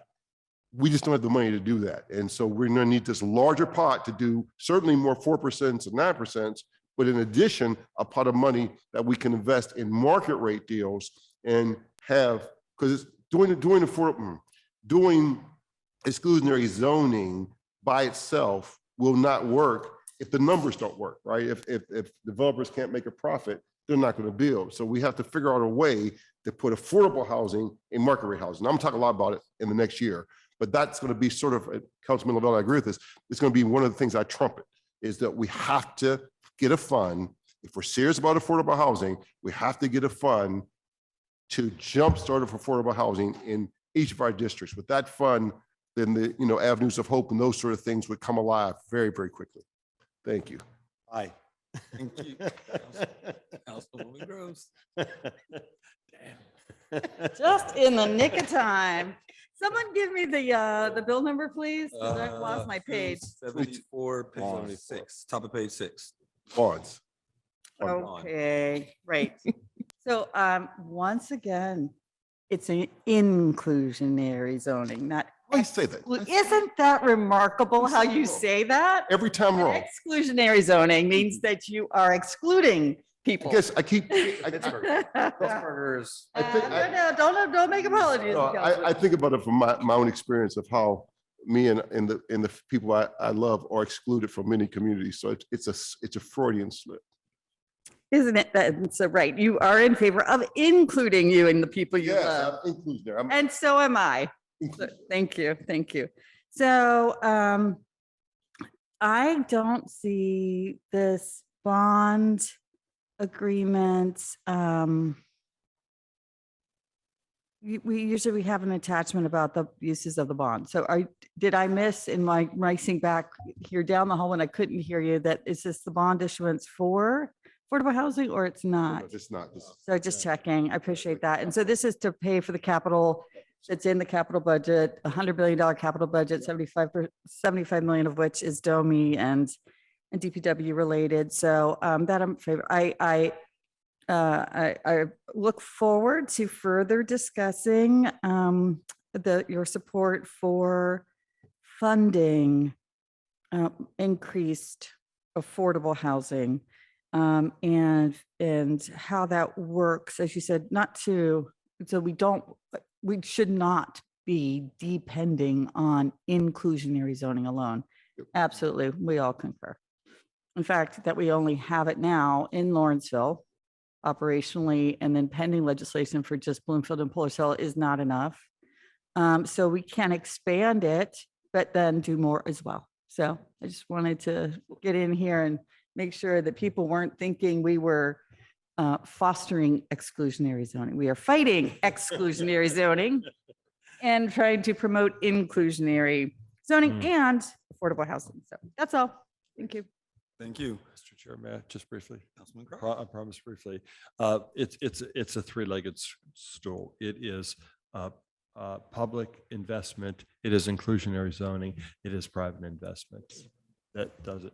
And I would just offer one last thing, that the biggest challenge, I believe, before this council we reorganize in a matter of days. And for our next 2-year term, I'm going to argue our biggest challenge is going to be the budget and the finances of the city. We are still not out of the woods. We can be right? broke. No, it's Yeah, going to right. get worse in 2 years. Yeah. Pardon me? I said it's going to get very much Yeah, worse in 2 years. right. Yeah. And so the continued responsible stewardship of the finances of this city is really going to be our number one call to action, our number one challenge, and our number one responsibility. So thank you. Thank you. The only other thing I'll add to the conversation is part of it is also within zoning, because you're going to have to go up, or you'll have to look at other models like I think it's Portland, who looked at adding duplexes as a way to get more for sale housing. But that's going to change the conversation within our communities, because remember, our communities don't want more density. Right? In order to get the levels that you need, in order to have the developer build enough to make the profit, you're going to have to give them greater levels of density. And so we're going to have to tinker with our zoning code as well. Oakland Crossing. Yeah. Yep. So all those in favor say aye. Aye. Any opposed? Bill is recommended. Bill 2275. Bill 2275, resolution authorizing the Director of Finance to enter into a license agreement with Oak Moss Consulting LLC to allow the performance of due diligence, investigation, and pre-development planning on designated city property in order to facilitate the construction of a mixed-use commercial and residential development in the Hazelwood community. Motion to approve. Discussion, seeing none. All those in favor say aye. Aye. Any opposed? Bill is recommended. Bill 2276. Bill 2276, resolution authorizing the mayor and director of the Office of Management and Budget to enter into a grant agreement with Allegheny County for the receipt of coronavirus relief funds in the amount of $50,000. Motion to approve. Discussion, seeing none. All those in favor say aye. Aye. Opposed? Bill is recommended. Bill 2277. Bill 2277, resolution amending resolution number 714 entitled authorizing the mayor and director, Office of Management and Budget to enter into an agreement with agencies to provide emergency shelter services, street outreach services, rental assistance, and housing relocation and stabilization services, and or data collection activities as associated with 2021 Emergency Solution Grant funds at a cost not to exceed $1,214,418 to include the Allegheny County Housing Authority as an additional signatory. Motion to approve. Second. Discussion, seeing none. All those in favor say aye. Aye. Any opposed? Bill is recommended. Bill 2278. Bill 2278, resolution authorizing appropriations, salaries, and capital expenditures of the Parks Trust Fund for the 2022 fiscal year beginning January 1, 2022. Motion to approve. Second. Discussion, Councilwoman Gross. Thank you, Mr. Chair. So I I missed my giant thick packet of text files, which would be enormous for this session, no doubt. And I don't have the, I'm kind of scrolling on my tiny screen for this one. So, Mr. Chair, you're listed as the sponsor. So can you tell me that this is just going to move the funds so that it can pay for the allocations that council's already voted on, right? That's correct. It does have language about the ability to issue RFPs. And what I said council has last already- time, What yes. council has already approved. Thank nothing- you. So there's not going to be some behind the scenes cooperative agreement, putting the Parks Conservancy in front of all of the funds. Thank you. That's all I need to know, because I'm not smart enough at this part of the agenda to catch anything if it were there. So I'm going to trust you on that. I appreciate you taking my question. Thank you. That's all. Thank you. Any further discussion? Seeing none, all those in favor say aye. Aye. Any opposed? Bill is recommended. Need a motion to approve the invoices. Second. Any discussion? Seeing none, all those in favor say aye. Aye. Abstain. Oh, one abstention. Thank you. Invoices are approved. Need a motion to approve the intra-departmental transfers. Second. Any discussion? Seeing none, all those in favor say aye. Aye. Any opposed? Transfers are approved. Need a motion to approve the P cards. Second. Any discussion? Seeing none, all those in favor say aye. Aye. Any opposed? P cards are approved. That takes us to Public Works Committee, chaired by Councilman Coghill. One deferred paper, Bill 17. You want to do? Bill 1744, resolution authorizing the mayor and director of the Department of Public Works to enter into a lease agreement with the Phipps Conservatory and Botanical Garden for the city facility known as the Garden Center for a period of 10 years, an annual rental fee $1 per year with the possibility of renewal. Approve. Second. Discussion? Brief discussion. As you might have noticed, I've held this bill for months at this point as the city worked with the Phipps Conservatory on the Phipps Garden Center in Mellon Park and moving from a month-to-month lease or an extended lease to a new 10-year lease as opposed to the 40-year lease that they had in this building from 1982. And there's been significant community interest in this building since 2019. And we're now at a point where we can authorize an execution of a future agreement, which I think we're very close to getting at. The community organizations did wish for me to read a very short statement that I'll read right now. The community organizations, Squirrel Hill Urban Coalition, Point Breeze Organization, and Friends of Mellon Park support you in moving City Council authorization of the Garden Center lease forward. We continue to believe, however, that Phipps can and will do better in fostering a good relationship with the community. The Garden Center is a publicly owned building in a public park and should be operated for the benefit of the general public. Phipps needs revenue to rehab and operate the building, but it's not just for private use. Phipps receives about $9 million in RAD funding annually. We will continue to press for more and better community access to the building.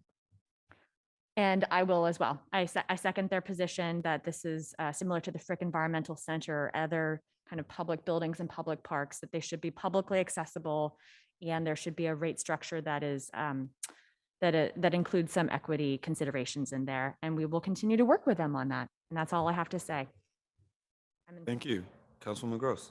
Thank you, Councilwoman Strasburger. I am supportive, and I appreciate you having those conversations in your community. I wasn't aware of what the nature of the conversations was. And so I'm happy that you have it in the record here. And I concur that we really do, I think, have an opportunity to revisit kind of what extent are we comfortable with the leases that we have on our public assets and buildings.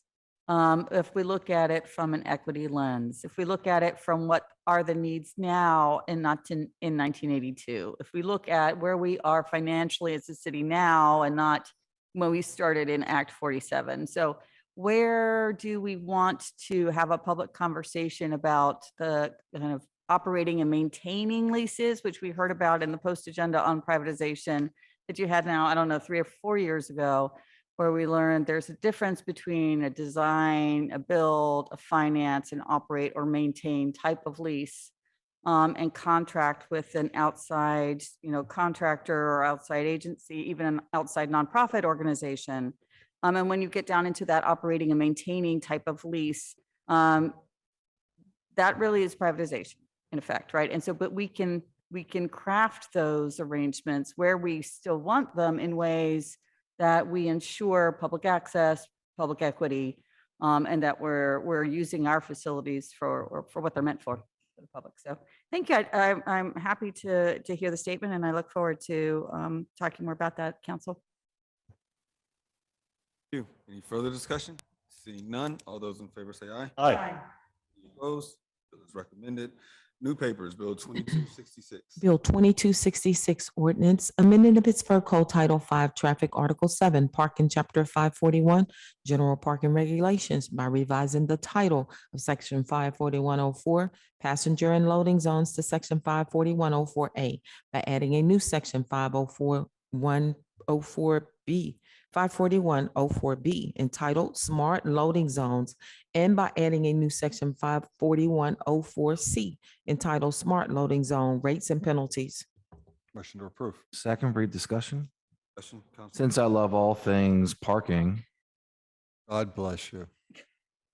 I just wanted to get that silence in there. I did have some brief questions for Domi about this. I had the opportunity to already get briefed by the parking authority meeting with prior Director Ricks. And so my understanding is just that this will be for like quick pick up and drop off with delivery, like Uber and Uber Eats and different things like that. So they're charged by the minute. I know there's like a tier, and it'll be in the locations I don't know. So I'm just kind of curious on those locations, like not the exact all the locations, but like neighborhoods, what the pilot will, where the locations will be in the pilot. Sure. Kim Lucas, Acting Director for the Department of Mobility and Infrastructure. I'm joined by Aaron Clark, our policy analyst overseeing autonomous vehicle technology and other innovations like this one. So with regards to the question on locations, we've worked as a department with bids and RCOs to identify some neighborhoods that have a high percentage of loading zones, that have a lot of congestion, and are also interested. And so those locations are downtown, Lawrenceville, Bloomfield, the Southside Flats, and Oakland. We had additional communities originally identified, but after community engagement and the feedback we received, we decided to limit the list to ones where we had received positive feedback from the communities. Okay. All right. Thanks. I just wanted to get that clarity. Thank you, Councilwoman Gross. Thank you, Director. It's very difficult to talk to you and talk to my mic at the same time, so I apologize. But I did hear there that the strip is not on the list, and I just wanted to acknowledge and say thank you, because I was going to ask next, and because it's still in discussion and there's still some discomfort and misunderstanding. So I just want to say thank you, and I'm happy to support today. I appreciate it. Thank you. Any further discussion? Seeing none, all those in favor say aye. Aye. Opposed? Bill is recommended. Bill 2283. Bill 2283, resolution further amending and supplementing resolution number 863 entitled Resolution Adopting and Approving the 2019 Capital Budget by transferring a total of $575,000 from the 4 Mile Run project to street resurfacing. Second conversation. Can Bill or Bannock come? I'm trying to have an idea, so I have to figure this out. This is sponsored by Councilman O'Connor. Yeah, I'm just trying to figure out what's. It's an in-depth conversation about the transfer. I'm trying to figure out what is being transferred to. Paving. What year paving? That's, I guess, I'm trying to figure Where out. are we at? Corey, Councilman. That's a Bill or Bannock. We're on Bill 2283. It's 2283 and 84. We're transferring money. I'm assuming we're transferring money from depleted properties into paving. Yes, we are. It's actually a swap of 2019 money and 2020 funds. And this is also part of the budget amendment that was already approved for the capital.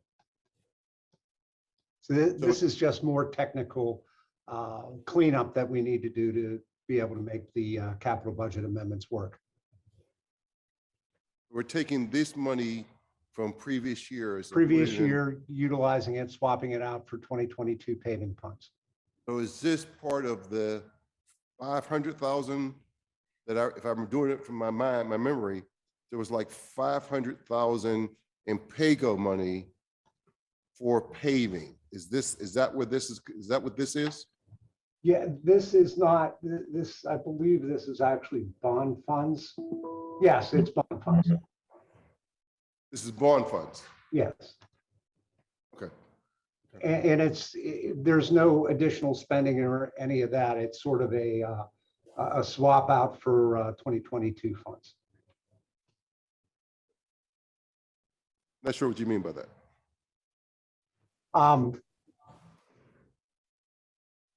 The money that's budgeted now for paving will be reduced, but it will be replaced with prior funds that weren't expended yet.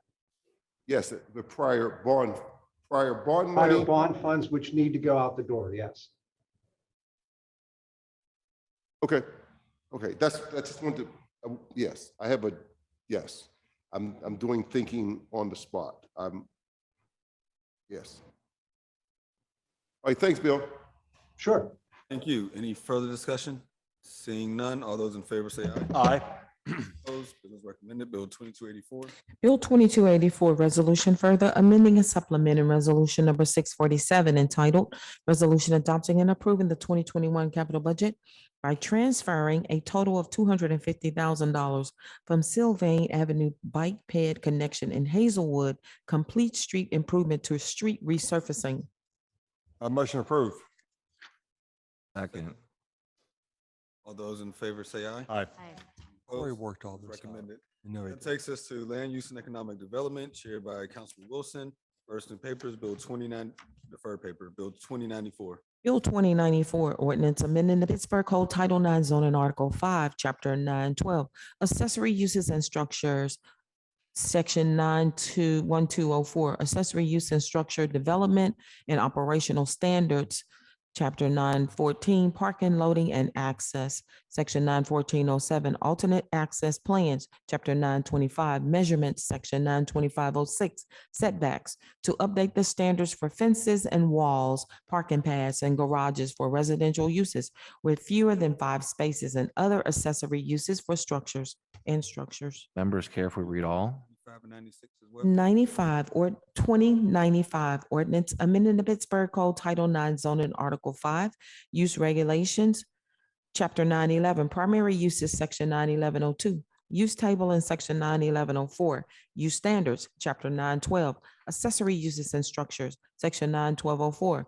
accessory use and structure development and operational standards, Chapter 913, use exceptions and conditions not listed in the use table, Section 91304, special exception in Article 6, development standards, Chapter 914, parking, loading, and access, Chapter 91402, off-street parking schedules, to update the standards and definitions for restaurants and restaurants' fast food uses, and to update the standards for other drive-through uses within the city. Motion to approve. Second. Brief discussion. Discussion, Councilman Wilson? The public hearing was held for all 3 bills. I just want to say that if members want to, it would be good to just, if people call in, your constituents have concerns about this or they have questions, especially when they start, trying to get their projects done. There's a great visual from Corey Lehman on what was previous and what's, once this passes, what would be in place, in terms of fence, deck, and parking. Those 3 highly recommend to check out. I'm a visual person and it's a great visual. Thanks. Was that sent to council? Sorry for the interruption. We should get it sent. I don't know. I believe it was. It was, okay, thank you. Thank you. Any further discussion? Are we doing 96 as well? Yes, we're doing all 3. Okay, thank you. 2096, you want me to read that one? I thought you had, I'm sorry. I did 94 and 95. 2096 is Ordinance amending the Pittsburgh Code Title IX zoning Article 9, Development Review Procedures, Chapter 922, Measurements by amending language in Section 92202. So all three. Motion to approve. So motion, Second. all those in favor say aye. Aye. Any opposed? All three bills are recommended. Innovation Performance Asset Management Committee, chaired by Councilwoman Strasburger. One new paper, Bill 2285. Bill 2285, resolution amending Resolution 725, further authorizing the mayor and director of public works and innovation and performance to enter into an amended agreement with Carthgraph System, Inc. to extend the agreement for 3.5 years to meet the needs of the city at an additional sum not to exceed $731,593.75. Motion to approve. Second. Discussion, seeing none, all those in favor say aye. Aye. Any opposed? Bill is recommended. That takes us to Intergovernmental Affairs Committee, chaired by Councilwoman Gross. One supplemental paper, Bill 2332. Bill 2332, resolution providing for the execution of a corporation agreement with the URA in an amount not to exceed $15,000 for step repair. Motion to approve. Second. Discussion, seeing none, all those in favor say aye. Aye. Opposed? Bill is recommended. One deferred paper, Bill 1852. Bill 1852, resolution authorizing the URA to acquire all the city's right, title, and interest, if any, in into the publicly owned property in the 20th ward of the city council district number 2, Zephyr Avenue, southwest side of Zephyr Avenue, south of Sherwood Avenue. Motion to approve. Discussion, seeing none, all those in favor say aye. Aye. Any opposed? Bill is recommended. And our last bill, Bill 2267. Bill 2267, resolution adopting plan revision to the city of Pittsburgh's official sewer facilities plan for the proposed project located at 227, 229, 231, 231 and a half North Aiken Avenue. Motion to approve. Second. Discussion, seeing none, all those in favor say aye. Aye. Any opposed? Bill is recommended. That exhausts our agenda for today. We do have some meeting announcements. This afternoon at 1:30 p.m. Shortly, council will hold a cablecast public hearing on the historic designation of Engine Company 28 relative to Council Bill 2165. To register to speak, fill out the sign-up form on the council meeting webpage. You may also call the city clerk's office at 412-255-2138. On Friday, December 17th at 1 p.m., council will hold a cablecast post-agenda discussion on the proposed citywide plastic bag ban, relative to Bill 2230. Councilwoman Strasburger will chair.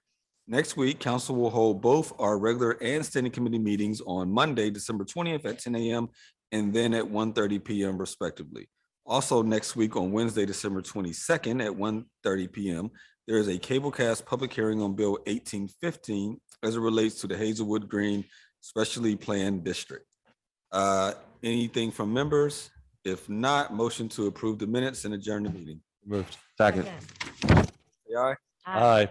We are adjourned. Thanks, everybody.